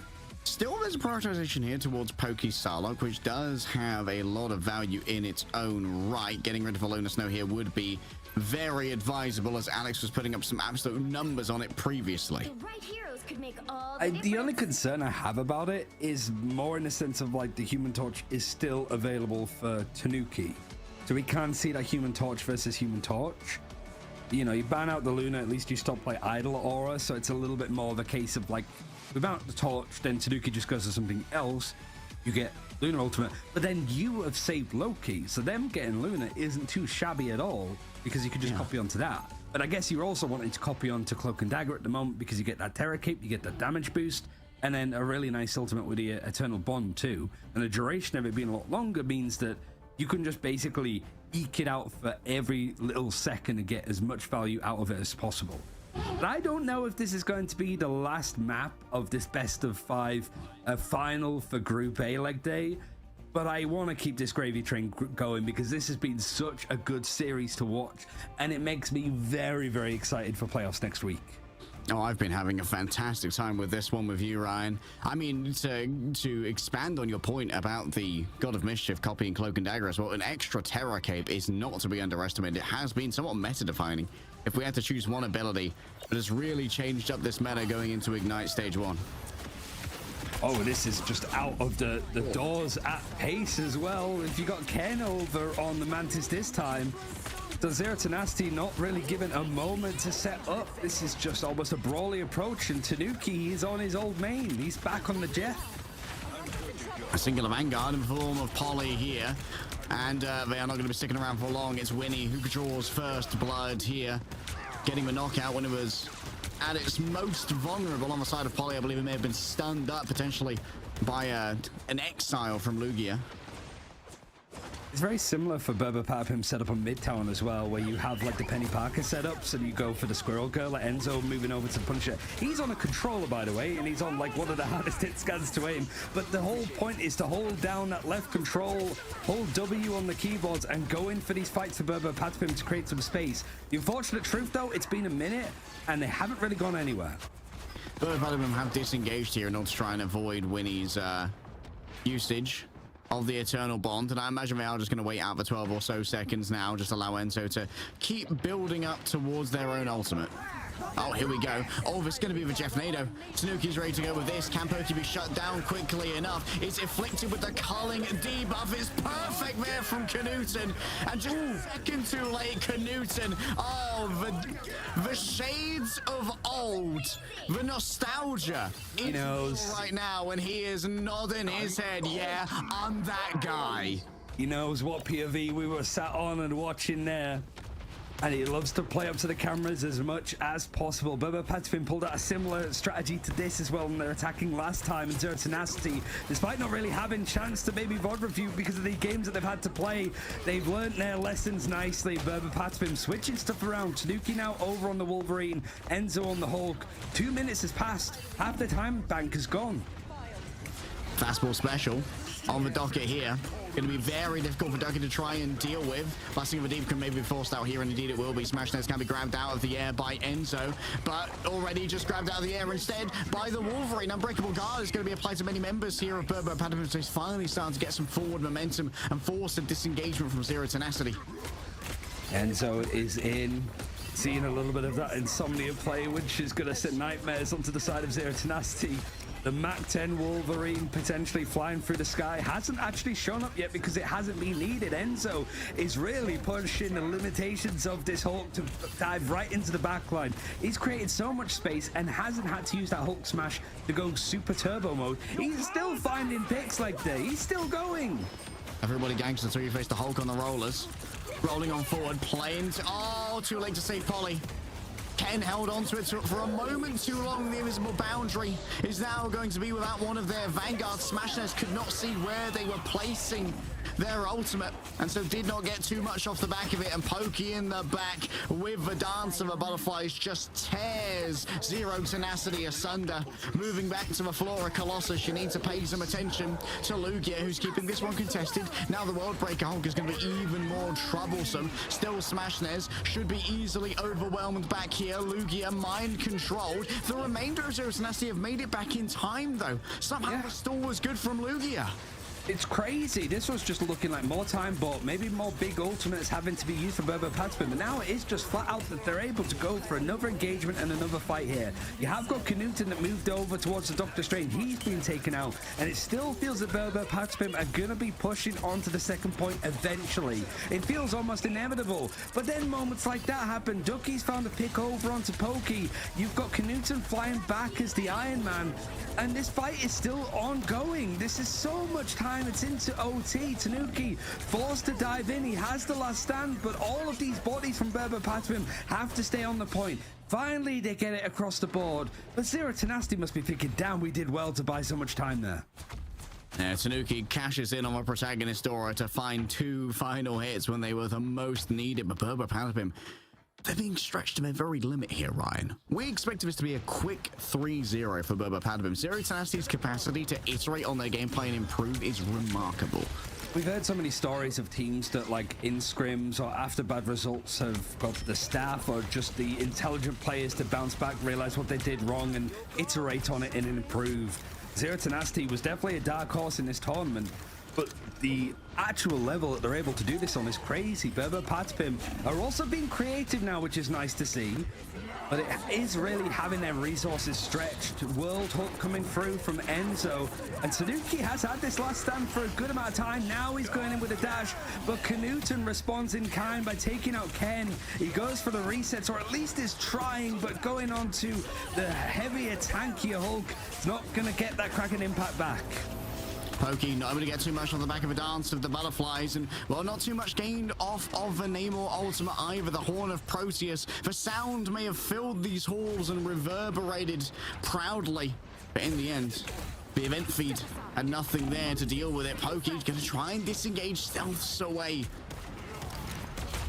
I mean, it's a good play as well. We know how much stock Brbrpatapim has put. They actually wanted to protect the Psylocke themselves from Pokey, so Knuten is pretty much on watch to put him in his back pocket if he can. This is not the best place to be fighting, though, when you've got two Hulks, but the invisible boundary is going to make this a little bit easier on the eyes and the heart for Brbrpatapim. Knuten going down means that this stretch is going to go well, and considering it's the payload having to go up this very steep hill, this is a fight that should be favored towards Zero Tenacity, but the numbers are dwindling.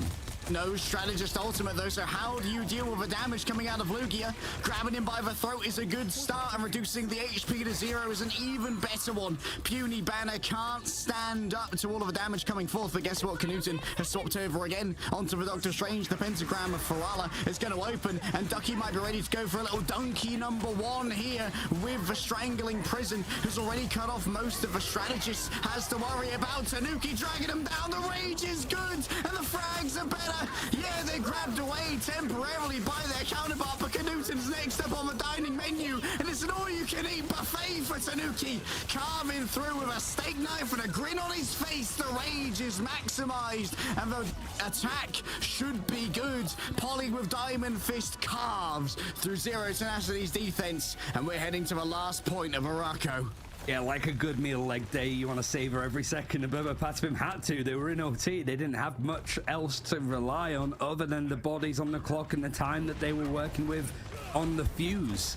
But Zero Tenacity, at least they have some things to work on. You can see Brbrpatapim trying to keep pushing, keep this momentum going, and forcing out the regeneration domain this early in the fight. You see everything else used for Brbrpatapim. Dance of the Butterflies, I think, was interrupted by Pokey, but the invisible boundary is going to go up, and Horn of Poetry is still able to catch on to Tanuki all the way through that. Knuten slamming down as well, just with the fist instead of the Orca, means that Brbrpatapim reset with 45 seconds.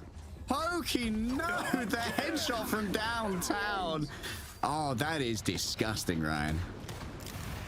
To be expected, I think, at this rate. But yeah, Pokey, I think in the middle of Dance of Butterflies, he was using it, and then it got cut to 50%. I don't know what took him out of it, but he's got it available almost again. Oh, already another grab. Pokey forced into the midst of Zero Tenacity. Knuten can just stare down from on high, like a king surveying all the land that belongs to him. Simba, look upon my lands. And those are the Shadowlands, filled with Enzo. You must never go there. The World Breaker Hulk resides in these dark spaces, and he is an absolute terror to behold. Let's keep fighting until we have a winner. And it's the hard part of the map that this payload has managed to get across on. Finishing the map is very difficult here, but the worst has passed. Overtime fights are plenty so far in this series. You do have the Eternal Bond ready to go from Alex, but trying to wait it out. There isn't too much available other than the Hulk ultimate as of now for Zero Tenacity, but just in time the Eternal Bond for Oasis has come online. Dancer of Butterflies good to go. You don't want to use it against Smashnose by himself or just blasting him for deep out of it, but you've got to keep someone on the cart at all times as we are in overtime. Lugia responds to the team. Oh, everyone in one place. Head by Giganto. Aquatic supremacy may condemn Brbrpatapim to a briny grave. They're going to do it undermanned, but it's still doable for Tanuki. The GOAT potentially, but no, taken down by Smashnose. The Trident of the Deep strikes into the heart of Brbrpatapim, and that's where Zero Tenacity draw the line. It's been so fun to watch these two teams take chunks out of each other, honestly. Zero Tenacity, it's been a sort of good hold for them to stop it from getting too out of hand, but the reality is this: when the attacks last, they didn't even get to that first checkpoint without Brbrpatapim holding them. We saw them deal with the start of that map a lot better this time around, with the nice little play the Brbrpatapim try with the one Vanguard and just holding W with the Jeff. But this side has to be a lot stronger. You also saved the Human Torch for Smashnose. Are you going to use it? I don't know, maybe the save of the Human Torch, yeah, it's an option for Smashnose, but also could be an attempt to try and bait out something like a Invisible Woman ban to try and make sure if it came through it would be understaffed. For now though, Lugia is just getting bits done on the Hulk, and well, if you're doing well on the Hulk, you might as well play the Namor alongside it, because Smashnose is just putting out so much damage, 20.3k. I mean, it's also just the combinations that have come in. Strangling Prison, Agamotto, Ducky, been forced onto a lot today, to say the very least. The Groot also met nicely. Really, I think so much of the focus for Zero Tenacity here is just getting things moving a lot cleaner than Brbrpatapim, because it did take them 2 minutes to pretty much get past this first corner. Well, and a Cook already used a quick exile there onto Tanuki to put him on notice. There's Knuten. Only a couple of seconds away from an X1 already. Takes down Pokey with a tainted voltage. Nasty. So Knuten's had a lights out series, by the way. What a play from him again and again. The disengagement's looking a little bit messy. The Ironwood wall got in the way of many a leap, and it feels like Polly's not got any value off a diamond form here. Ken out on the disengage. Rotterstern strikes true once more again and again from Knuten. It's the focus as well. It's always on the right targets, even when you have three bodies on top of each other and so much on your screen to try and deal with. He is Hunter's sight on those backline strategists. Ken was taken out, now needed to get back into this engagement. An internal one for Alex, at least sat on when they need that security, but Ken might go down again. He does. The Kraken's impact alongside Relugia, just able to catch him out just before the invisible boundary was able to be built up. You have the eternal bond as well being used, but it's not gonna matter. The punch is too much for Brbrpatapim to deal with. And they're pretty much getting to this first checkpoint with 2.5 minutes on the clock. Florida's going to be able to roll on back here with a pentagram of Ferala, teleporting their team to where they are needed the most. But they're going to be moving into a prepared Ducky here with plenty of walls. Enter already gets the ideal exile onto Knuten. Rodbreaker Hulk may be necessary as Smashnose lays down the horn of Proteus. Giganto gets his pound of flesh, and Polly's down as well. Tanuki had no passive to play with, and so he's condemned to the hells that they reign over for now. Brbrpatapim are reduced to 0 when it comes to numbers. Holy moly, is Zero Tenacity keep on giving, and this full best of 5, it takes a lot out of even the most experienced of players. Which I've got to say, speaking of which, for Brbrpatapim, sure, you've got those grinders that you've picked up of Polly and Pokey, but this is high altitudes of games. There's a lot of pressure, and even though you can be like, it's seeding, it's still a final. And it's only going to get more and more pressured here for Brbrpatapim. It's whether they can keep their heads, because Knuten is thriving off this energy, and he really wants to put this series to bed. A new fastball special, potentially Enter making it deep into the backline. Once Winnie's super bad, forcing out the regeneration domain would be ideal. Knuten afflicts multiple players with the culling debuff, but he's shut down. Pokey finally has picked up the Punisher and now is able to just reign over all. These things have stopped for a moment. Silence echoes so far in Araco, and The monolith, I suppose. Big Groot that's moving along as the payload is landing in a perfect spot actually for Brbrpatapim. It has been picked up for free though for Zero Tenacity, so they can keep things moving, but Brbrpatapim have control of this high ground. Means that anybody that tries to push along for Zero Tenacity is going to get jumped on, and with the last stand, yeah, Tanuki's going to jump from a pretty high distance. New admin task just, whoa, Tanuki. What a Terra Cape as well, by the way. Unbelievable setup from Alex and Tanuki together to make sure that you could get the one tap even through a potential strategist ultimate. Oasis dragged out of their own eternal bond, and so no healings available to save them. Great target focus. And Tanuki pulling him right into Pokey too. Either the turret on the first one or just the shotgun. Pretty much next day delivery on some of these eliminations. But you have to look at Smash Days. You have that Strangler Prison. You have that Horn of Proteus. We know what is coming. We have seen it multiple times. Brbrpatapim have to be ready. Laying down so much suppressive fire here with the culling turret. Is going to build up towards that ultimate in no time at all. In fact, already has it. Alex in towards the back. Has to be careful not to be isolated here, but the Terror Cape just tears through Lugia, tears through Smashnares, multiple seductions. Everyone rolls their way on forward and makes them easy potential victims for Pokey. Just choosing a better target, not too worried about Ducky. Tanuki will deal with that. I want the juicier Asgardian meat. Yeah, hold on for Brbrpatapim. It's still a hold on like Strangler Prison, not catching on too much. Horn of Proteus wasn't a clean chance, I suppose. But you're reading into this, right? Like, these players obviously not seeing what opponent ultimates are available, but some of them are experienced enough to know exactly how this works. That's a great catch, and Wolverine into Groot is the counter that you really need. Ducky can't just get anything going at this rate, and we're just seeing Tanuki swiftly go from player A to player B, carving them up like there's nobody's business, and this position on the map has sat nicely for Brbrpatapim. My Tanuki Go agenda has been revived, thankfully, in this one. I may have been looking a touch foolish heading into this, but Tanuki is really delivering now. The bounce pad is getting a touch troublesome when it comes to delivering on those berserk states, but here's a nice final stand onto a backline. Winnie and Oasis never stood a chance against this adamantium fury that is proffered. Now 1 minute left. And it hasn't really been connected for Zero Tenacity, whether it's the positioning of the point, whether it's Tanuki on this flurry of picks, is still seeing those same ultimates in the corner that I mentioned 2 minutes ago. There hasn't been a clean bit of coordination for Zero Tenacity, which is odd considering that's been the main reason why we've gone so far in this series. Something is just not connecting here.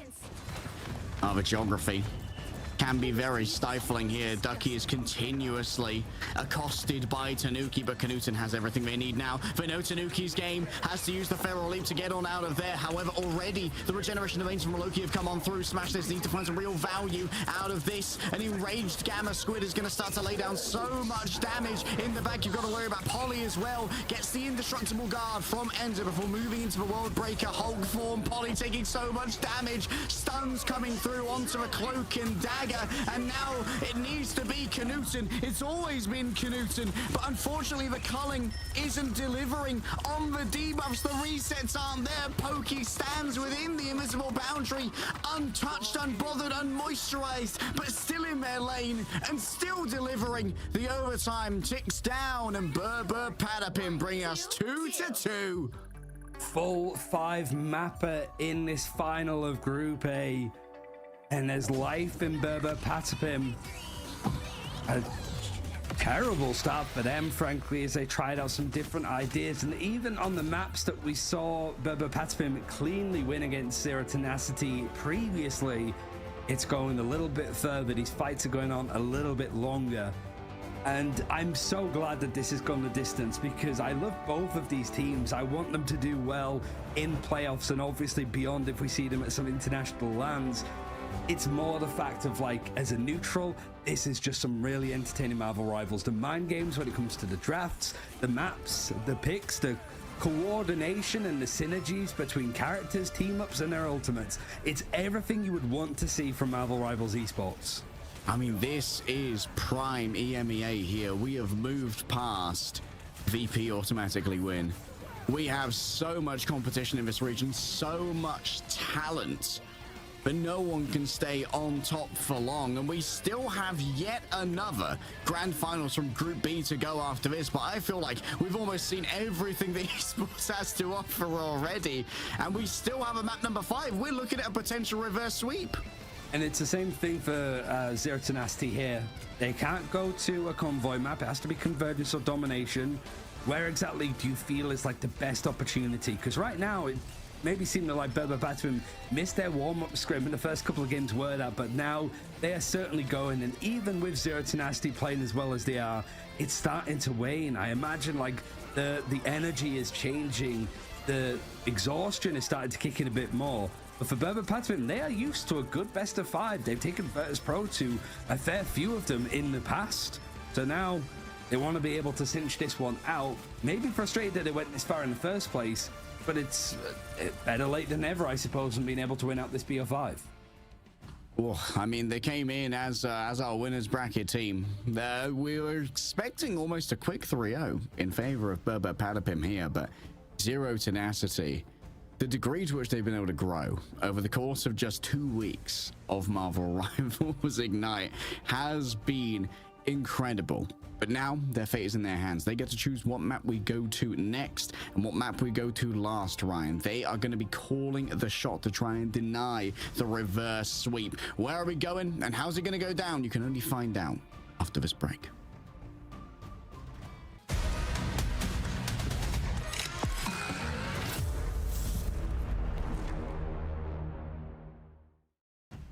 Like I remember us talking on day 1 about what Group A meant, and I think we got the answer. It's it's a full best of 5 that we've got in this like final between these teams, and it's Brbrpatapim that have been on the back foot, that are looking for the reverse sweep here. It's Z10's choice of map yet again, but I think it's more on the mental side for them. It's not the draft or the map that they choose, it's just how they're looking to go into some of those fights, because it was starting to delve down a little bit when it came to the energy that they had. Yeah, like Tanuki on the Wolverine was really, it's like so tilting as a good group player who you know can deliver, just being so hard countered by a hero. Like, well, awesome, I'm great at Groot, I've got like 600 hours on this hero, however you have picked Wolverine, so I might as well uninstall. That could be a little bit tilting. Maybe you can ban the Wolverine instead of banning the Human Torch. Could be an option. We need to know where we're going first, as it is going to be once again Z10's map pick for our final and 5th map.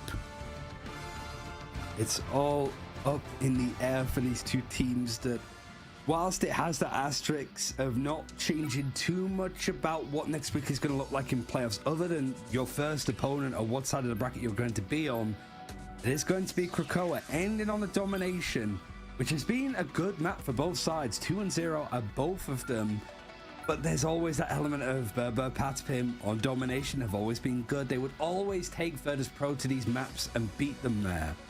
The caveat, I suppose, is that Zero Tenacity made very, very swift work of Brbrpatapim over on that first domination of Benim T'Challa, which feels like an eternity ago. It does feel like an eternity ago. Oh, okay. Going for the early ban on Luna here for Brbrpatapim. They are going to be protecting, of course, their Emma Frost, noting how much the gradient of Emma Frost versus no Emma Frost had hurt them previously. Now the question is, are you going to get rid of both the cap and the Psylocke here to try and force Brbrpatapim away from that backline harass style? I mean, it worked last time. I mean, Brbrpatapim also moving, like, we've seen them focus so much on getting either Magneto or Captain America. And so, like, the Emma Frost pickup and ban out is good for them to an extent. They've taken up that Vanguard duo that would have been considered at the start of this week a GG's done. You don't have Emma Frost, you don't have Magneto, there's no chance. But the Psylocke protected of support's going to be the thing that sort of cleans out for Zero Tenacity, at least to begin. And they saved the Human Torch, but like we just saw on the counterpart of this map, Arako, previous, I don't think we saw anybody from Z10 move on to that character at any point. Pick your hero or villain. Yeah, the Human Torch was not a priority despite the protect that was invested. And one of the things that really is a huge asset to Brbrpatapim is that you really want to ban out Captain America and Psylocke because Polly and Pokey are a nasty duo on that pair. But also you really want to ban the Loki and the Luna, not just because they're powerful, but particularly because Alex and Ken are some of the best individual examples of Luna, Snow, and Loki players. Ken for a while was lauded as the best Loki in EU. Crazy good on the hero, and that's what's coming up so early in the ban draft. And then, like, I guess, like, teams like Saipei for Virtus Pro also seen as up there when it comes to that kind of, like, almost like off strategist. We haven't really got names for them at this point, but not the main sort of healer, the more flexible one. It's more of a focus, I suppose, because of, like you mentioned, the protects that have come in onto Loki very early on. But pivots have had to be made naturally as we go into this final best of 5, ending on domination. So the best way to see these two teams scrapping out, but in the high-octane action, speak for themselves. Tanuki's going to be over on the Human Torch. We finally see that head-to-head. And there's not going to be any chance of checking your watch or yawning here. It's the full best of 5 played out for Group A. Hotly contested. We said it was Brbrpatapim's group to win. And while that is still the case, it's far from free. Pokey already taking a little bit of poke here in the way from Ducky. Overwhelmed smash snares. Great third partying on that dive. And now it's down to the aerial fight already. We see there's going to be an invisible woman coming through from Ken to give Smash a little bit of a disadvantage when it comes to survivability in that play. Still, Smash Days is really delivering on the Human Torch. You can see why he got target banned so thoroughly by Brbrpatapim early into this series. Yeah, 50% on having a supernova, but it's more the fact of he's been involved. We spoke about those combos in the pre-show as well, of just quite literally burning people down to 0 HP in a flash. And for now, it's just a reset required.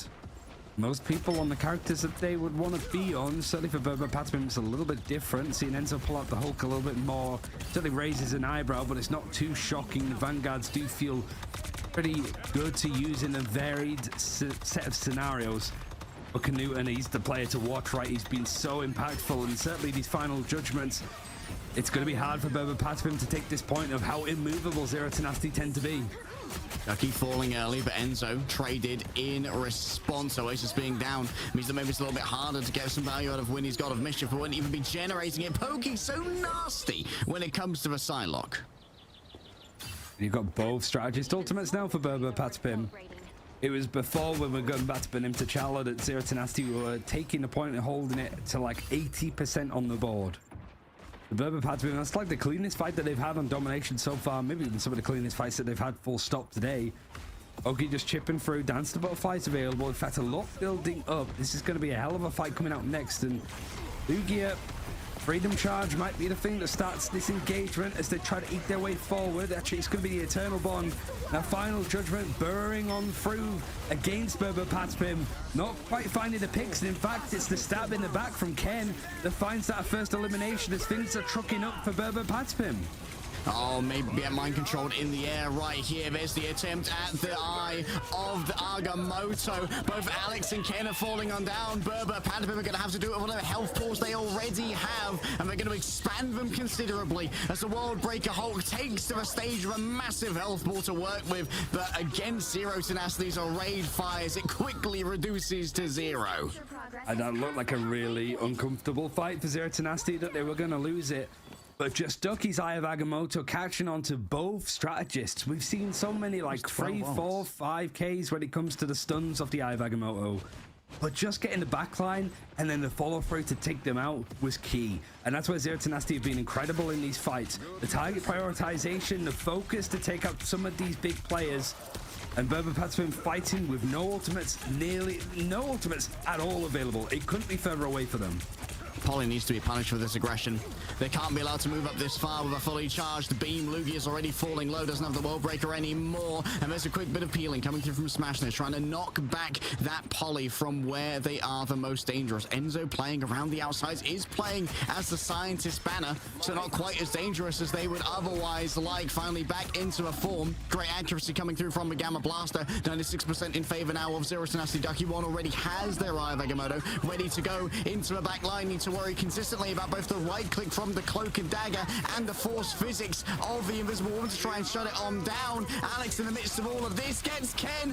Enzo might well lose the hold form as well, even with the eternal bond. For staying power wasn't there, and now Pokey, the demands are made of the hero for Shinobi to try and carve through all of this. Smashnes psionically seduced and easily cleaned on up. Now the dance of the butterflies is going to be mostly stymied by the regeneration domain. Polly picked up elsewhere by Lugia, the goat themselves. An invisible boundary drawn on up, and it's plenty of staying power for Brbrpatapim, but Zero Tenacity, they're not lacking in options themselves. The final judgment comes on through. You cannot stand up to this. Tanuki is likely going to be regretting using that supernova. Just at the end, hops off of the point. It goes the way of Zero Tenacity.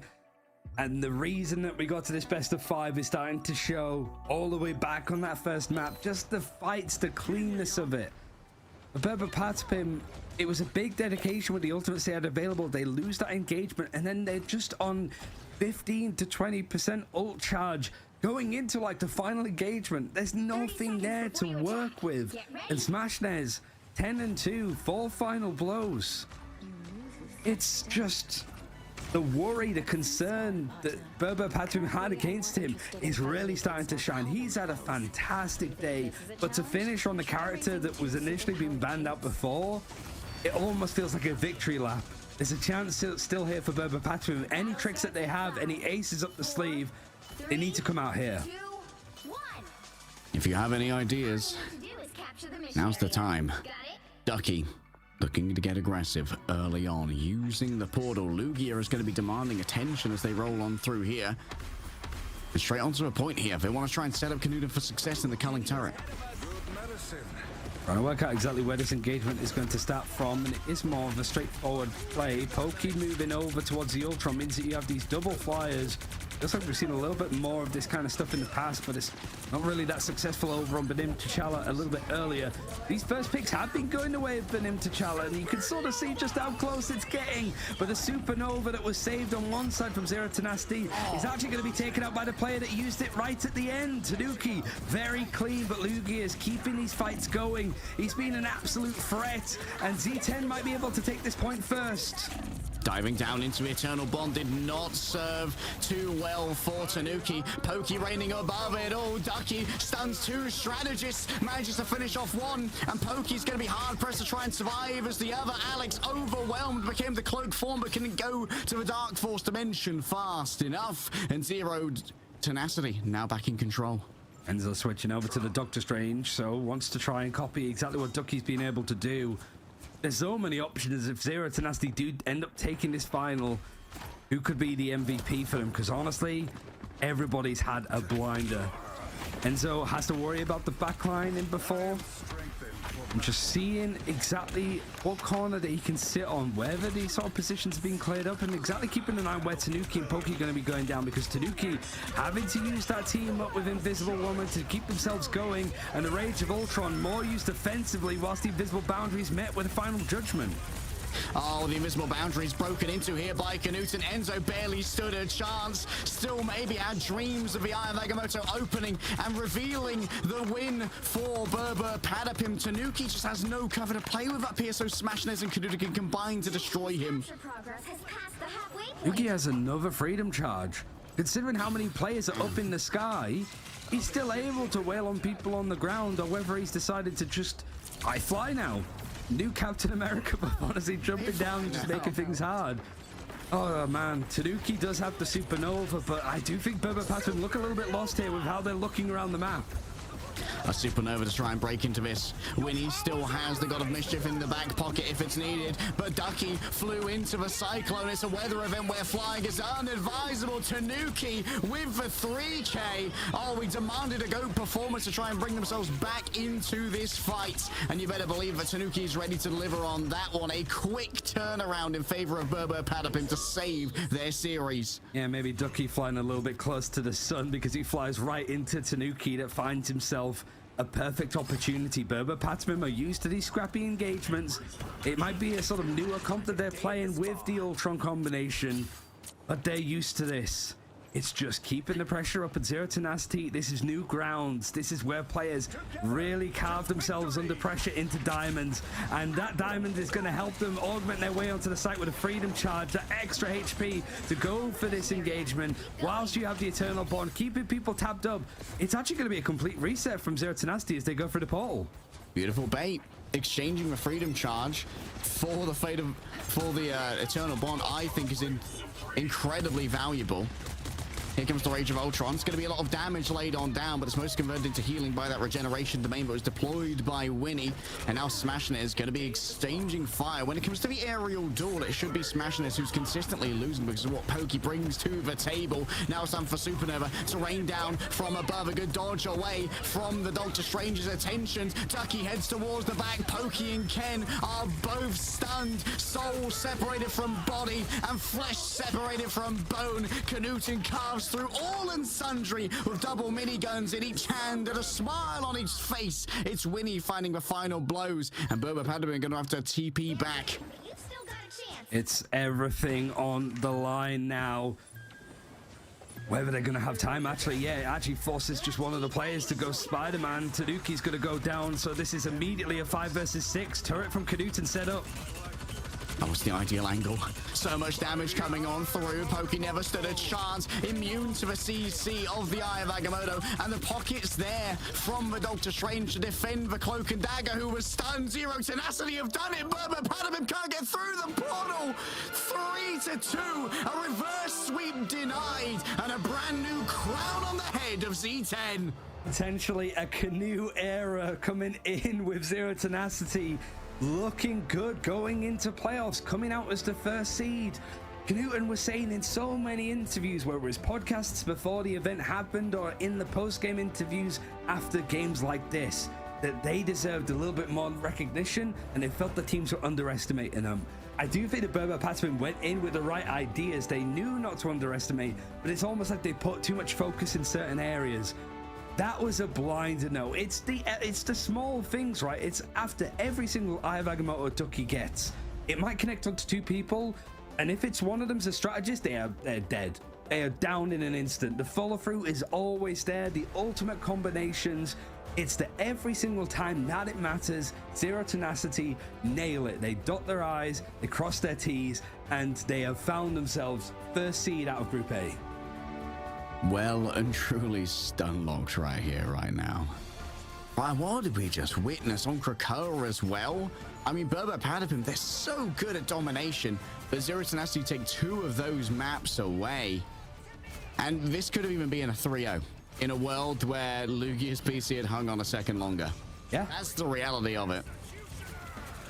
It's so many moments like this, right, of like the perfect timings of these ults, and I think that we saw amazing moments from like Tanuki, right? I think the move over to seeing a little bit more Emma Frost from Brbrpatapim was nice. It was the right change. But like I said in the middle of that game like day, if we have an MVP to give, who would you give it to? Like here, look at Pokey right at the top of the screen, and Ken.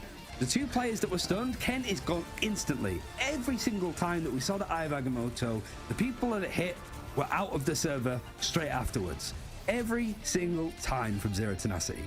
Honestly, I don't even know who to give the MVP to. Like, I think that Canute had a great performance on the Winter Soldier and others, but Ducky was decimating everyone when they were playing on the Emma Frost. I think that Ducky was a singular force in the server for the first 2 maps, just absolutely flummoxing all of Brbrpatapim, and also delivering on the Doctor Strange later on as well. But also got to give Winnie their flowers. Like the protect on the Loki, the big investment on Winnie's hero pool, allowing that Loki to always be there to go for the double eternal bonds. Like it is paying dividends for Zero Tenacity. Yeah, Oasis too, little bits of micro as well, like forcing out a Mantis ban. That's how good they've been on it so far, which, you know, isn't on the high list of priorities for any strategists, and especially when you're banning out pretty much all of them. Mantis is still not on that list because that's how like low on the pecking order they're considered. So I think for Brbrpatapim, there's still positives to take from this. For one, it's not a game that's going to affect you too much. It might put you on the same side of the bracket as Virtus.pro or Rad, whoever wins his next series, but what's that going to matter? Like, it's such a close, like, 4 teams at the top that could go the distance. And honestly, the teams that have been eliminated so far in this like group stage that are making playoffs still could have a chance for some upsets. So it's the fact that you have a really good series, lots of VODs to look over. You get to sort of glance again at the draft to see if you would alterate stuff, change it up, see what like the next changes that are going to be involved in playoffs are going to give you. It's not too much to get upset about, but there's a lot to gain from this. Honestly, the Channel Point Preds economy might be in shambles. This might be one of the greatest wealth redistributions we have seen in history. We've got an interview to catch up with how Z10 are feeling after an absolutely lights out performance. And of course, it's going to be Knuten, Mr. Smiles coming on in. How are you feeling, bud? I am absolutely ecstatic, man. You know, I have no words. You know, we got gobsmacked by these people. And it just feels great to just come on top now. And, you know, it really proves that we've done our work and our homework is done. I submitted that and I got an A+. I mean, like, we couldn't have done anything else. I think it was immaculate. Let's talk about that homework, because like you sort of mentioned, like on Friday, it was a pretty swift 2-0 against you guys.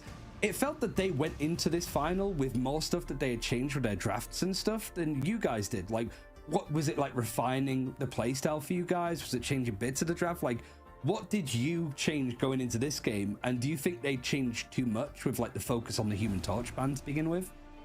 They did, you know, they used the ace in their, you know, the hidden ace too early, I'd say, against us, and it really showed, because you know we were not ready for the bans or the comp they played, and you know that's why we just got absolutely destroyed, right? But now we look it over, we take 5 minutes to think about it, and it just, you know, it's just so much easier to play into. We're ready, we know what we expect. We weren't ready last time. This time we were gonna show them that we were mother ready. Let's talk about the elephant, or the Hulk in the room for this. Is Idrisil Path. I think you guys probably could have won the defense without the Lugia DC. What was going on in the comms when Tech decided to strike down on you? Yeah, so the admins wrote to us, you know, that we could win too early, because it wouldn't be fun. You know, the series. So the admins decided to DC Lugia, and you know, right. I think that's fair. You know, we couldn't have finished too fast. You know, that wouldn't have been fun for anyone. You know, no, but we didn't even realize. We were so focused on trying to just win the fight. You know, because it was the last fight of the map. But you know, it happens, and it didn't hold us back. We were just as hyped after as we were before, and we continued steaming ahead. We were talking a little bit like in the middle of the last game and just at the end there, like if we were to give an unofficial MVP to any of you guys from like this final performance, we couldn't work it out because you all had like absolutely belter games.